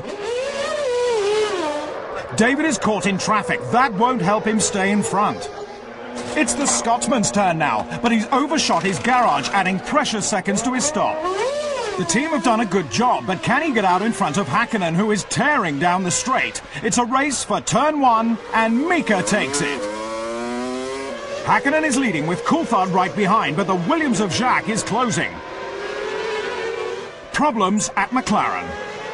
As Irvine chases down Fisichella and runs wide at the chicane, Hakkinen has to run his car lean, says Ron. Villeneuve clears his vision, keeping the pressure on the two McLarens, but it's the last lap and Mika wins. Coulthard is second and Villeneuve is third. Hill comes home a triumphant fourth and Michael Schumacher a disappointed fifth. Hockenheim is Mika's second consecutive win and Michael could do nothing to stop it. It's another 1-2 for McLaren and a 5-6 for the Schumacher brothers. Adrian Newey has shown he's appreciated, whilst Mika gets a pat on the back and a thumbs up. But can McLaren keep it up? Hungary is basically opposite than Hockenheim. It is the circuit carrying a lot of downforce. So you need a very good power from your engine and good balance for your car. And we got it. Mika certainly has got it. McLaren score their fifth 1-2 of the season, while Villeneuve's first podium finish and Hill's maiden points push Michael Schumacher down to fifth and Ralf into sixth. After 11 rounds, Hakkinen has a 16-point lead over Schumacher, with Coulthard in third and Irvine in fourth. Wirtz and Villeneuve round off the top six. McLaren lead the Constructors' League with 118 points. Ferrari are second with 92, while Williams are back in fourth. Hockenheim saw one of the worst Grand Prix meetings of Michael Schumacher's career. It started poorly when he lost one of the practice sessions, spinning off on his first flying lap. It looks as though he must have hit a patch of dirt or something or other and just lost it. But I don't think the car's damaged. It's going to be unfortunate because we'll lose the first practice session. The Ferrari star's fortunes didn't improve in the second session when he had to pull off with engine problems, losing him set-up time and qualifying only ninth. The last two laps, both of them weren't clean. I had then to slow down in the last try to get another run, but then the tyres not at their best anymore. But still, I mean, we simply too slow. We should have been able to be much closer, but we are not. More disappointment was to follow for Schumacher. In his home race, he struggled with the uncompetitive Ferrari all afternoon, but could finish no better than fifth. I mean, after qualifying, it was obvious that we're going to struggle, and to be in fifth position, as we have seen, was the maximum we could do. So we have to be satisfied. McLaren had a problem of their own when not enough fuel went into Hakkinen's car at his pit stop. We had to get some fuel back, which we did by just changing the engine settings. It wasn't critical, but it was worth paying attention to. Was happy with the team performance again. Very good. Although slightly affecting Mika's performance, the Finn wasn't too concerned. I had some loss of power during the race. It did not influence too much for my driving, but definitely it made me worried a bit. Jacques Villeneuve had his best race weekend of the year at Hockenheim, qualifying third behind the two McLarens. In the race, he kept pace with Hakkinen and Coulthard and even pushed them towards the end. It was a champion drive that earned recognition from the other racers and gave Patrick Head reason to be confident. I think that's our first podium of the year, so it's certain improvement and not far behind, but we've got to build from here, and the target is to try and get back in and be a serious front competitor by the end of the year. Villeneuve was also encouraged. We're pointing our nose closer and closer to the front, and hopefully we'll smell the fresh air soon. Self-styled playboy Eddie Irvine is back in the hot seat next year after re-signing for Ferrari. It's good to get it out of the way, It's always a little bit distracting, but obviously the situation with Michael being in the team is not ideal for me. So, I think one-year contracts under certain conditions are very, very good, and I think the conditions are perfect for both of us to have a one-year contract. All the drivers were interested in driving for us. We went through a process to determine which the team wanted to choose, and the decision that we ultimately took was to stay with the two drivers who've done a great job for us. They are two of the best. More importantly, they're getting better. We agreed this was the best way forward, and we're delighted with the outcome.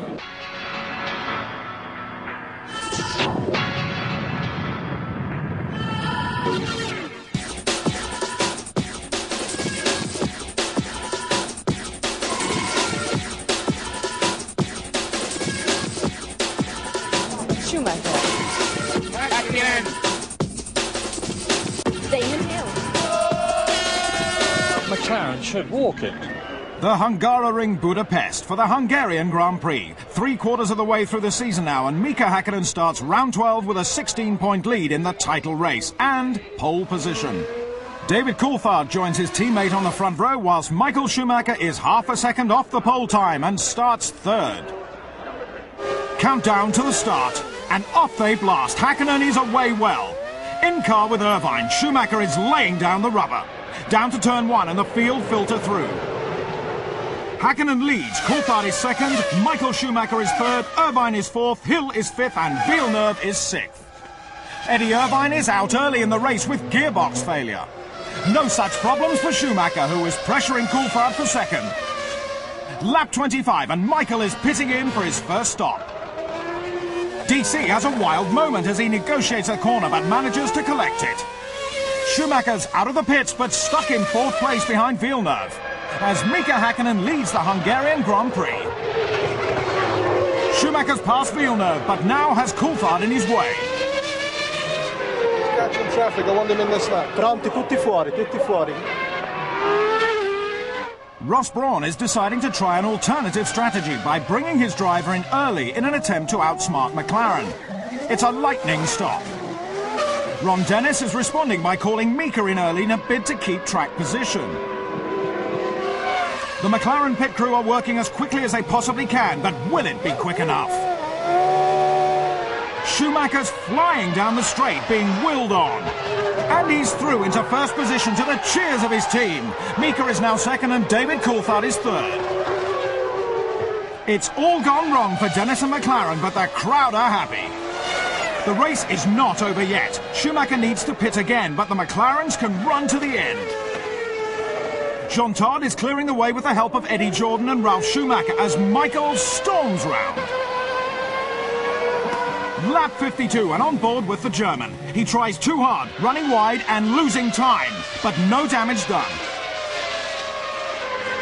Häkkinen is lapping slower and holding up teammate Coulthard, the Scotsman eventually getting past.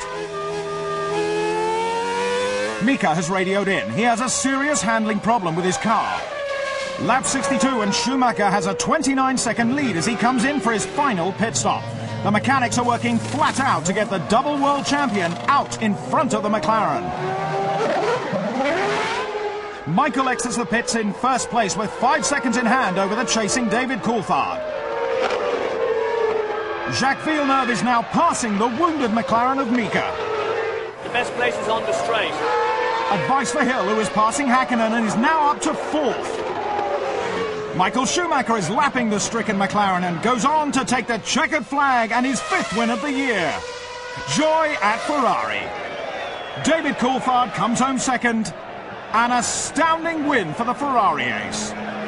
I mean, you dream about the ideal result, and that was one of the dreams I had, but the maximum I was thinking to achieve was being first and make a second. What happened today is absolutely ideal for the championship. Ideal indeed, as Michael washes away the trials of the last couple of races. Villeneuve and Williams are back on form with their second successive podium. Jordan are also improving with Damon Hill. Despite his problems, Häkkinen finishes in 6th.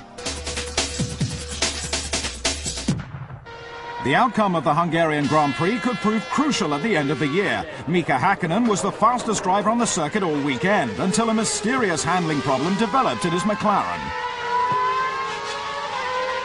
Mika, now lapping a couple of seconds slower, fell back into the clutch of the pursuing field, losing position after position until he had fallen to 6th place. Got a technical problem in the car. Front end of the car was impossible to drive, but I will tell you a little bit later. I got to speak to the team first and I come back, yeah? Ron Dennis was unable to explain Mika's problem. Possibly a differential failure, possibly a front shock absorber, or something else. But on about 5 laps after his first pit stop, the problem materialised and he just coped as best as he could. After the start, it didn't look like there was any chance to get by. We then optioned a 3-stop strategy, which initially seemed to be the wrong thing, because I was behind Jack. The 2 guys came out in front of me after their pit stop, which was supposed to be the other way around. I was supposed to be in front of them. And I thought, now I'm really stuck and in trouble. And I really started worrying actually about position 3. But then the race developed in a way where I thought as well, is still a long way to go. Let's keep going and pushing, and finally it worked. Strategy was the key word at the Hungaroring, where passing on track is almost impossible. As soon as Michael came out in front of me, I realised that he must be on a different stop strategy, and I didn't think he would be able to go quick enough to pull out the gap. I spent a few laps behind Mika after his stop, lost a couple of seconds a lap there. The pace he was able to run was way quicker than we could.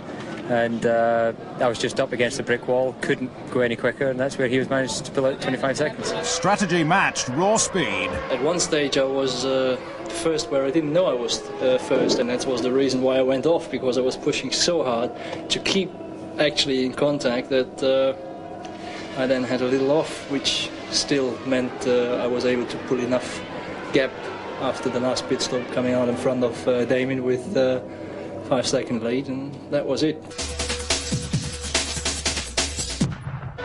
The Prost team, which has been uncompetitive this year, announced that it has re-signed Trulli and Panis for next season. Team boss Alain Prost tied up a 2-year deal with Jarno, while Olivier is only committed for 1999. Whilst Schumacher took possession of an all-new £1.2 million colour-coordinated motorhome.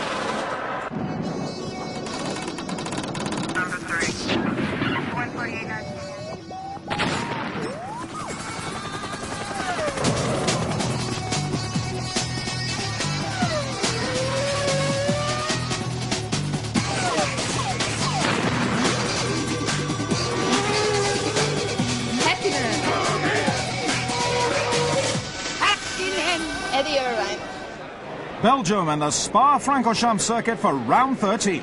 Conditions are far from ideal, but someone with a clear track in front of them is Mika Häkkinen starting in pole. Coulthard is lining up beside him in second, while a storming lap by Damon Hill places him third on the grid. Schumacher starts in fourth, but with 4 wins here and a wet track, it looks good for him. The circuit is drenched as they peel off the grid. Hill is getting a bad start. Häkkinen is leading the charging pack down to La Source, while Coulthard is being passed by Villeneuve. Jock's clear about what he wants. Not so clear, though, is Eddie Irvine's view from the cockpit. Racing down the hill, and Coulthard's out of shape, bouncing off the barrier and across the accelerating field. There's a chain reaction. The drivers with nowhere to go but into each other. Complete mayhem, wheels and debris flying in all directions. Norbert Haug is visibly shocked as thankfully all the drivers vacate their wrecks unaided. 12 cars are involved, including both Prost and Barrichello, as the drivers run back to the pits to prepare for the restart. 18 of the 22 drivers are back on the grid in their spare or repaired cars. Leaving the grid for the second time, Hill has a much better start, and he's alongside Häkkinen into the first corner. And he's through to first place. While Schumacher takes a tight line, squeezing Häkkinen. They've touched, and Mika is spinning, and that's Herbert. They're both out. Schumacher in third is right with teammate Irvine approaching LeCun. And he's through to second, and now chasing Hill. DC and Wirtz are caught in the gravel trap. Behind the safety car, the positions are Hill at the front, Michael Schumacher is second, Irvine is third, Alesi is fourth, and Villeneuve is fifth. David has rejoined, but at the tail of the field. As the safety car pulls off, Damon Hill and Michael Schumacher reacquaint themselves with the fight for first. Eddie Irvine is out of third and losing his wing, another victim of the atrocious conditions. Michael Schumacher is on the outside of Hill in a brave move around Blanchimont. Into the bus stop, and the Germans through into the lead. Conditions are deteriorating as Hill has a hairy moment lapping Trulli. Out of contention is DC. Out of the mist and coming up to lap the McLaren is Schumacher, who has zero visibility. Jean Todt is requesting cooperation and gets it. Behind the wall of spray, Schumacher follows closely, too closely, and he's rammed the back of the McLaren, losing the right front of his Ferrari. Panic in the pits, but there's nothing they can do as Michael pulls in to retire, followed by Coulthard. The furious Ferrari driver is on his way to the McLaren garage to have a word with DC, but his team are holding him back, trying to keep him at a safe distance this time.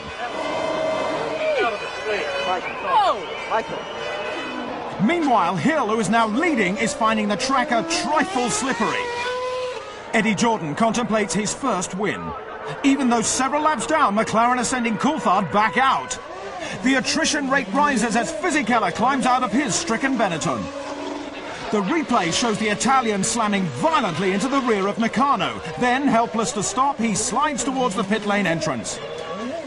David Richards looks on in disbelief as Oliver Gavin's services are called upon again, pacing the two Jordans, which are running 1 and 2. Eddie puzzles over Ron's request to help Coulthard into the points. The race over the final 11 laps is on. Hill is leading Ralf Schumacher with Alesi in third. Eddie can barely watch the final moments as Damon Hill rounds the last turn to take the checkered flag and a historic win for Jordan. The Irishman is overcome, whilst Peter Sauber is elated with Alesi's third place. Thumbs up for Jordan. We want to get out and celebrate this because it's a great day for us, for Mugen Honda, for Jordan, and for the team. You know, it's brilliant. Damon bounces back in Belgium. Damon Hill wins the Belgium Grand Prix, his first since leaving Williams, and with Ralf Schumacher in second, Alesi on the podium and Trulli in the points, it's a weekend of firsts. Spectators at the Belgium Grand Prix witnessed one of the most spectacular multiple collisions in Formula One history. Considering the extent of the damage, it was a testament to the safety of the modern Grand Prix cars that there were no serious injuries, although some drivers were not happy, one of whom was Rubens Barrichello.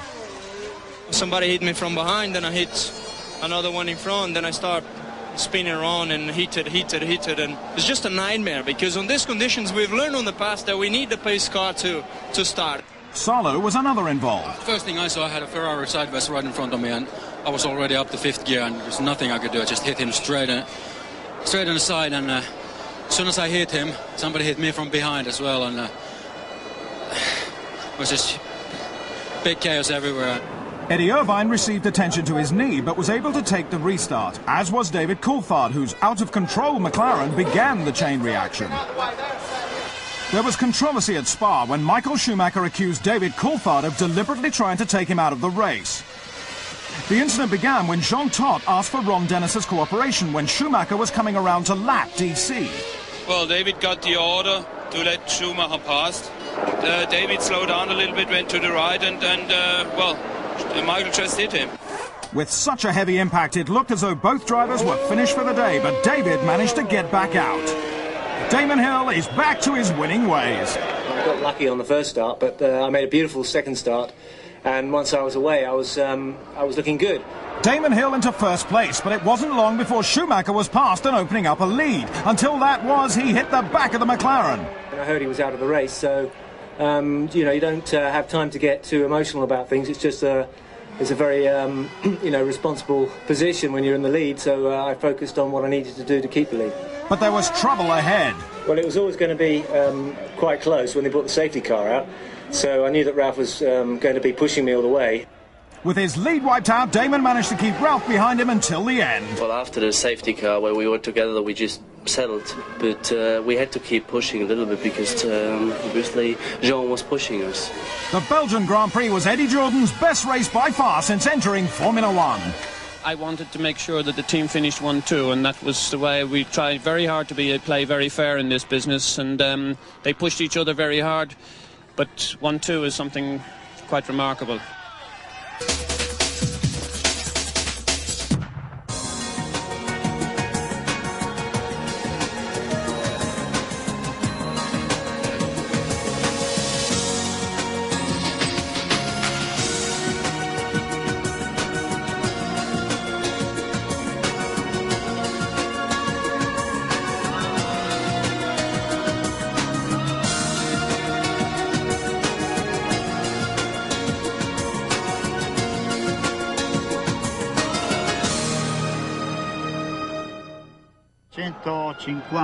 Driving a Ferrari in Monza during the weekend of Grand Prix in front of everybody is a special thing. A masterpiece of motoring.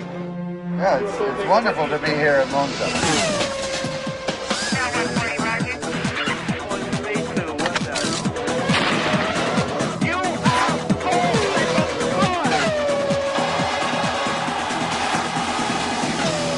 There's always a special atmosphere here.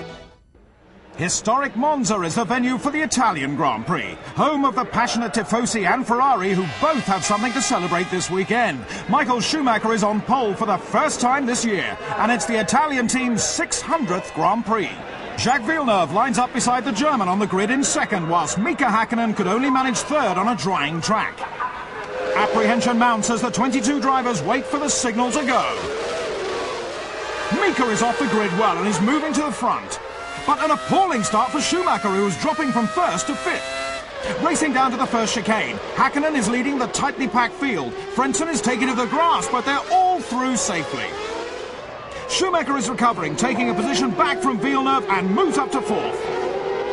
Hakkinen is first, Coulthard is second, Irvine, Michael Schumacher, Villeneuve and Alesi. Schumacher is all over the back of his teammate now, and he's through to third place.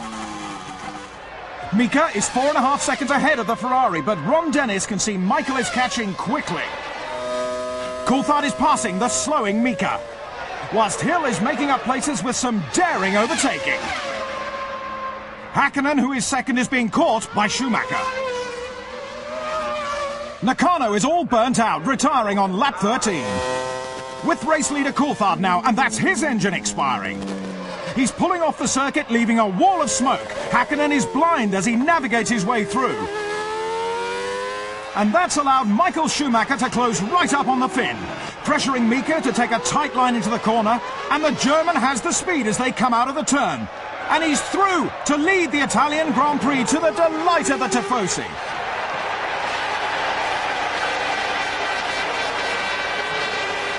Lap 31, and Ferrari prepare for Schumacher's one and only pit stop of the race. With a 9-second lead on Hakkinen, he will come out in second, but Mika still has to pit. Lap 34, and leader Hakkinen is suffering a handling problem. Pitting in now, his team have the opportunity to rectify it. Problem solved, Mika is now catching the Ferrari of Michael Schumacher. With Villeneuve now, and he's losing grip, coming out of the second Lesmos, and he's out. Schumacher is now coming around to lap Fisichella, but Jean Todt is taking no chances. The Ferrari's through, but Hakkinen is still pushing hard, pushing too hard, as his McLaren skates backwards across the gravel, spraying the track with stones. Mika has managed to keep the engine alive, but the spectators have other reasons to cheer. Their man, Schumacher, now has an unchallenged lead as Hakkinen resumes. Running off the pace, Eddie Irvine makes short work of getting past the McLaren for second place. Schumacher Jr. can see a podium position and wastes no time in taking it. While Schumacher Sr. wins his second race in a row, teamwork paying off. For quite a number of laps we were challenging each other. And then there was this tremendous engine blow, so we had both really to slow down a big time.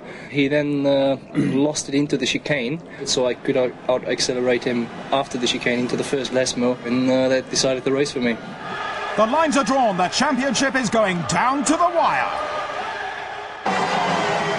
Michael Schumacher, the winner and the leveller. Irvine finishing second to complete Ferrari's second 1-2 of the year. With Ralph on the podium, Häkkinen could only manage fourth.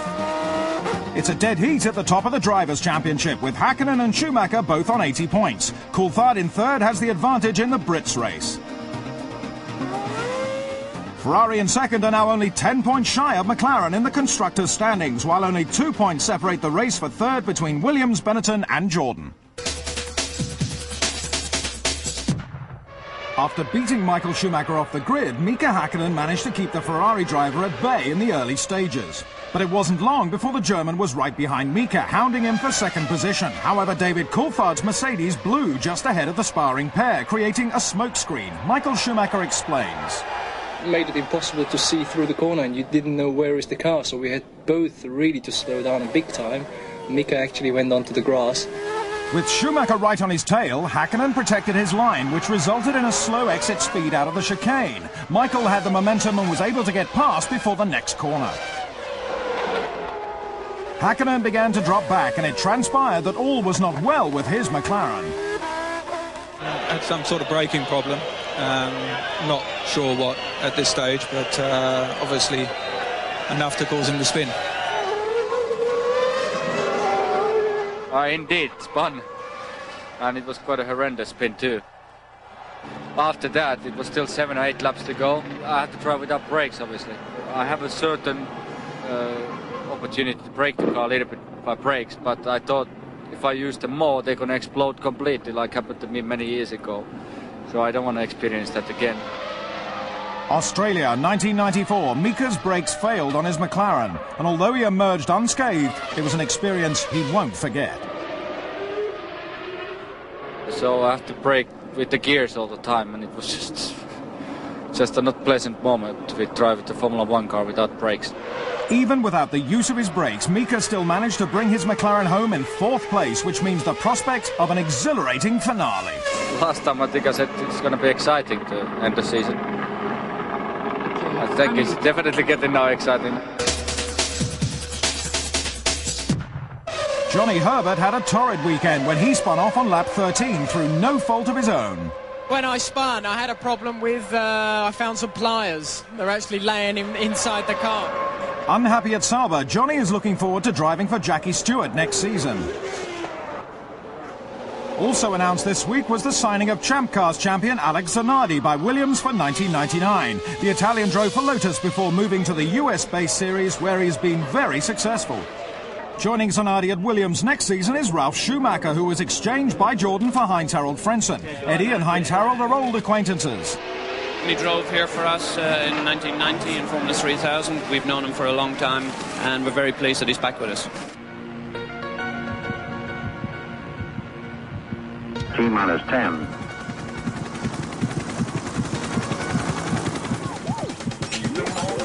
Left off. Left off.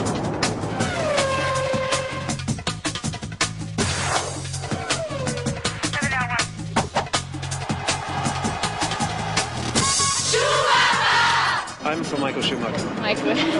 The Nürburgring in Germany is the stage for the Luxembourg Grand Prix and the penultimate round of the World Championship. Schumacher fans are out in force, and Michael doesn't disappoint them, taking pole position.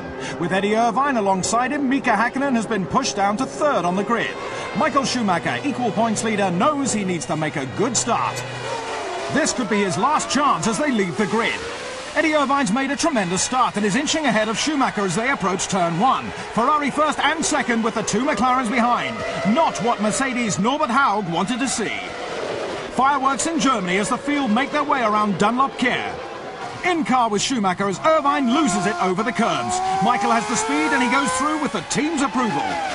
Schumacher, Irvine, Häkkinen, Coulthard, Fisichella and Wirtz. Häkkinen is right with Irvine now and chasing. Tucked in behind, and he pulls up alongside into the chicane, and he's past the Irishman to the disappointment of the Ferrari crew. Mika is now second, over 7 seconds behind Michael as the German comes in for the first of 2 stops. Meanwhile, Häkkinen is really getting the hammer down.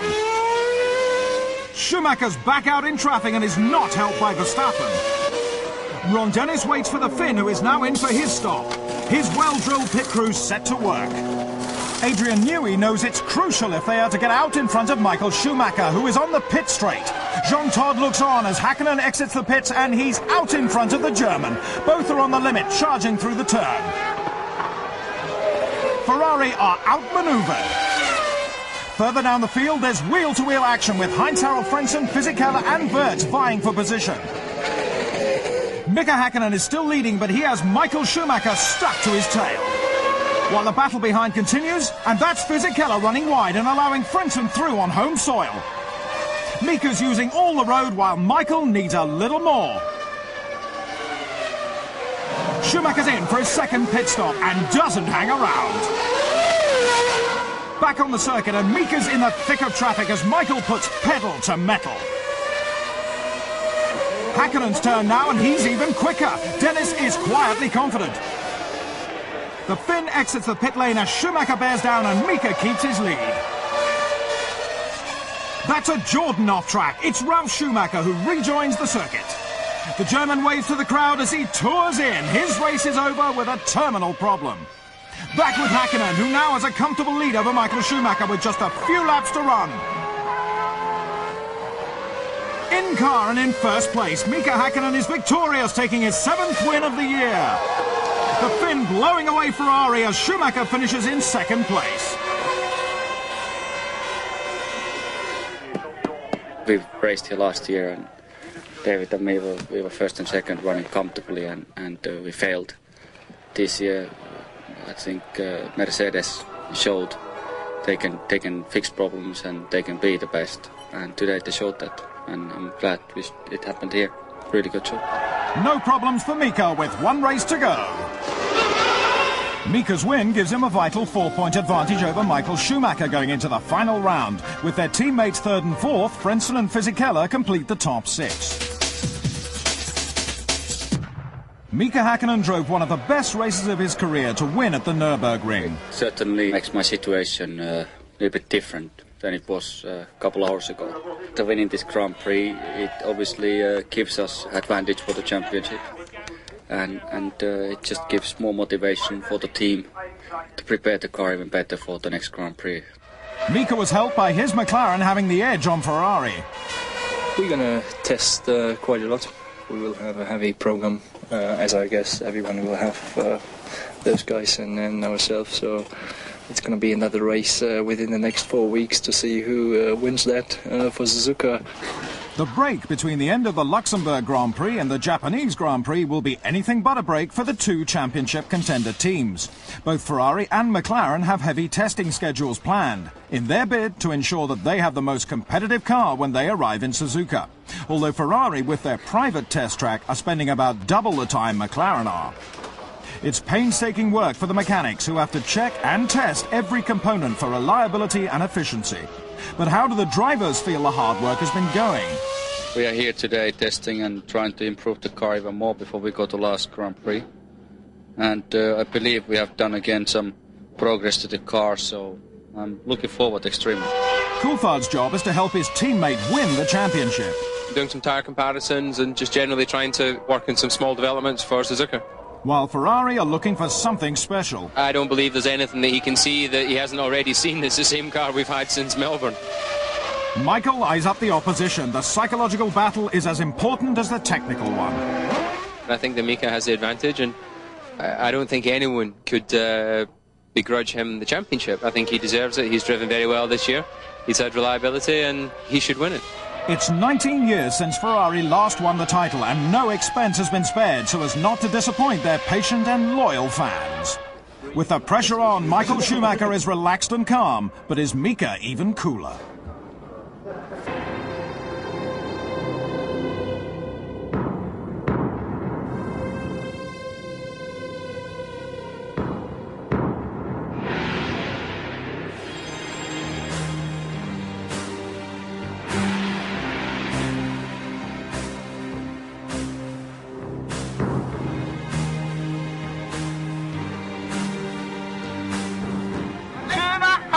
I'll say Mika.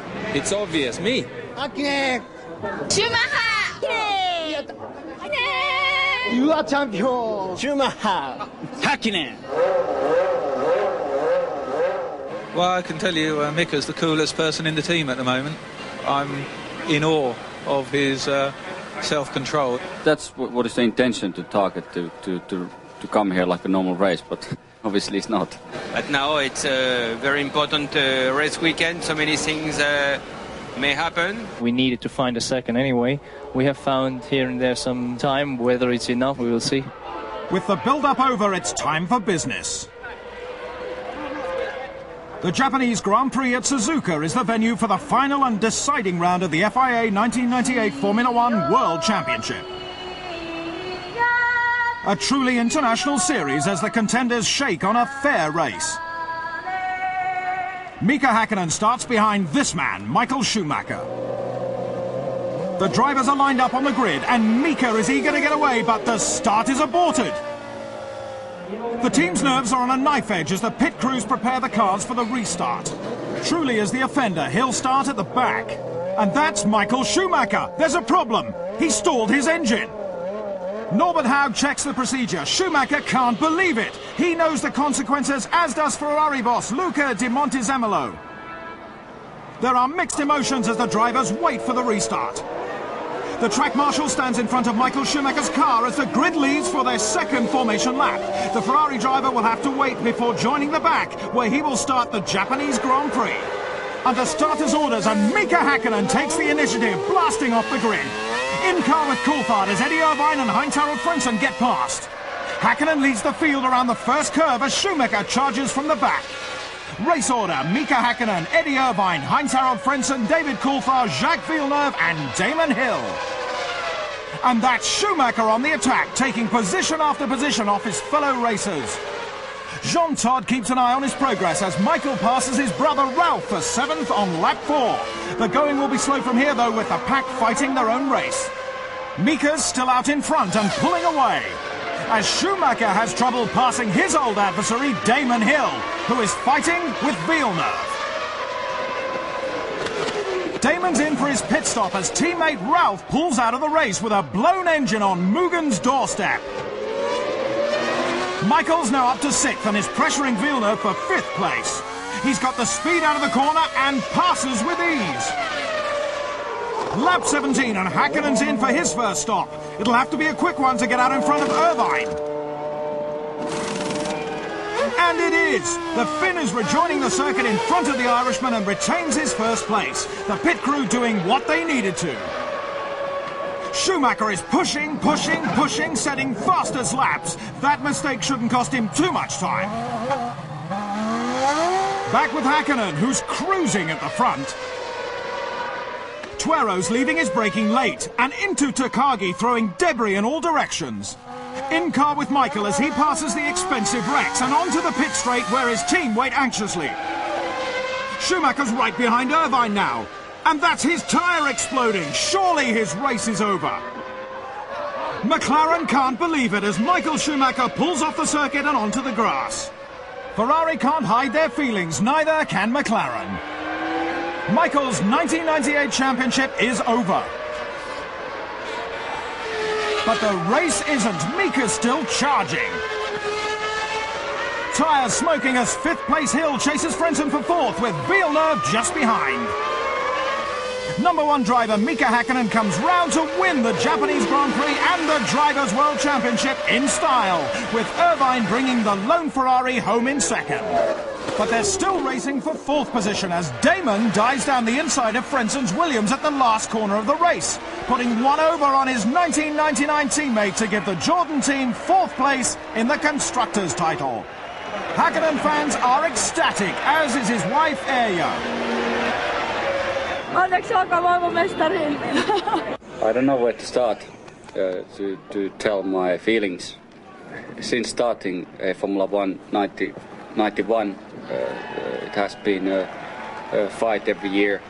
It took a while, it took quite a long time, and now it happened. And looking all those times back, what we have done together and what we have achieved together in the past, you can be happy about it. Because there has been such a hard work for everybody. Here we are, we won the championship. The hard work paying off as Mika, McLaren and Mercedes bathe in the glory.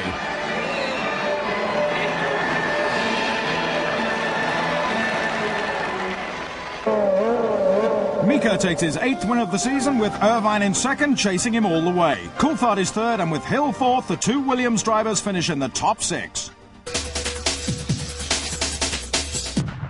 All the red lights came on, and I knew when they go off, you have to go for it. They didn't go off, but the yellow light started flashing, and it was, you were so hyped up for the start, so I still went for it. And when I stopped the grid, all mechanics was running to the car and checking everything, and it was not happening to the other team car. I was sitting in a car and I was looking my engineers what they were doing to the engine and in situations where we were, because the temperatures get really, really hot in a car, and you can feel it yourself, the heat coming from the engine, and that makes me understand, what our boys did again, our mechanics. It was fabulous work. They made sure the car is cooled down, the engine is cool, and that did not happen to Michael. So I suppose he had a problem with the temperatures of the engine or clutch or something like that. World champion Mika Häkkinen there raising the question crucial to the outcome of the Japanese Grand Prix. What caused Michael Schumacher to stall on the most important race of the year? The clutch closed itself and then it stalled, so nothing really we could do, and because of the high temperature I kept the RPM low, which was maybe a follow reason for that. Starting from the rear of the grid, Schumacher carved his way through the field. They couldn't keep me for long, so why not leave me through and let me drive my race? I have to say thanks for all those guys. Obviously, Damon naturally is not my best friend and would make rather things very difficult than a little bit easier. But in the end of the day, I don't care. The debris from this accident between Takagi and Tuero on lap 29 has been suggested as one of the potential causes of Schumacher's tyre blowout. The flailing rubber damaged the rear of Michael's bodywork, but he wasn't sure the debris was the cause. No, it just exploded the tyre. I don't know why. I didn't see any debris. I don't think I hit anything, but hard luck. Schumacher thanked his team for their hard work. They've been extremely unlucky in the most important race of the season. This is a competition. And Ferrari boss Luca Di Montezemolo.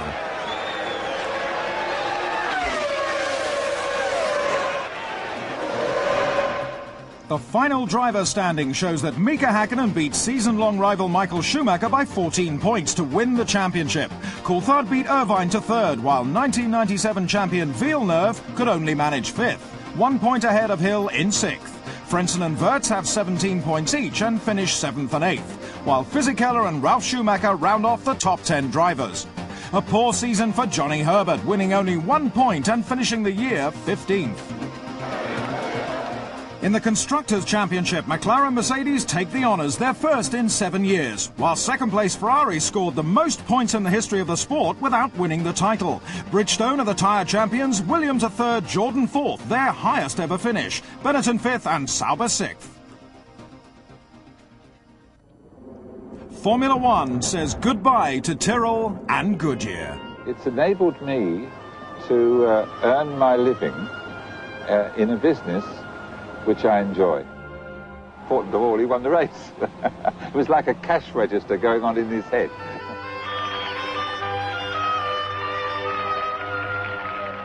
I wouldn't like to have to stop doing it. Went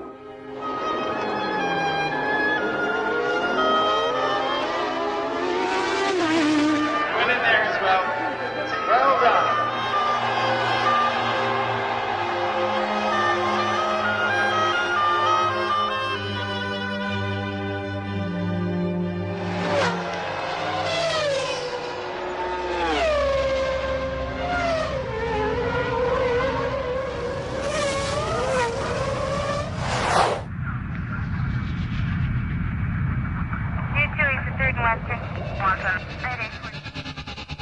We could do it. I don't think so.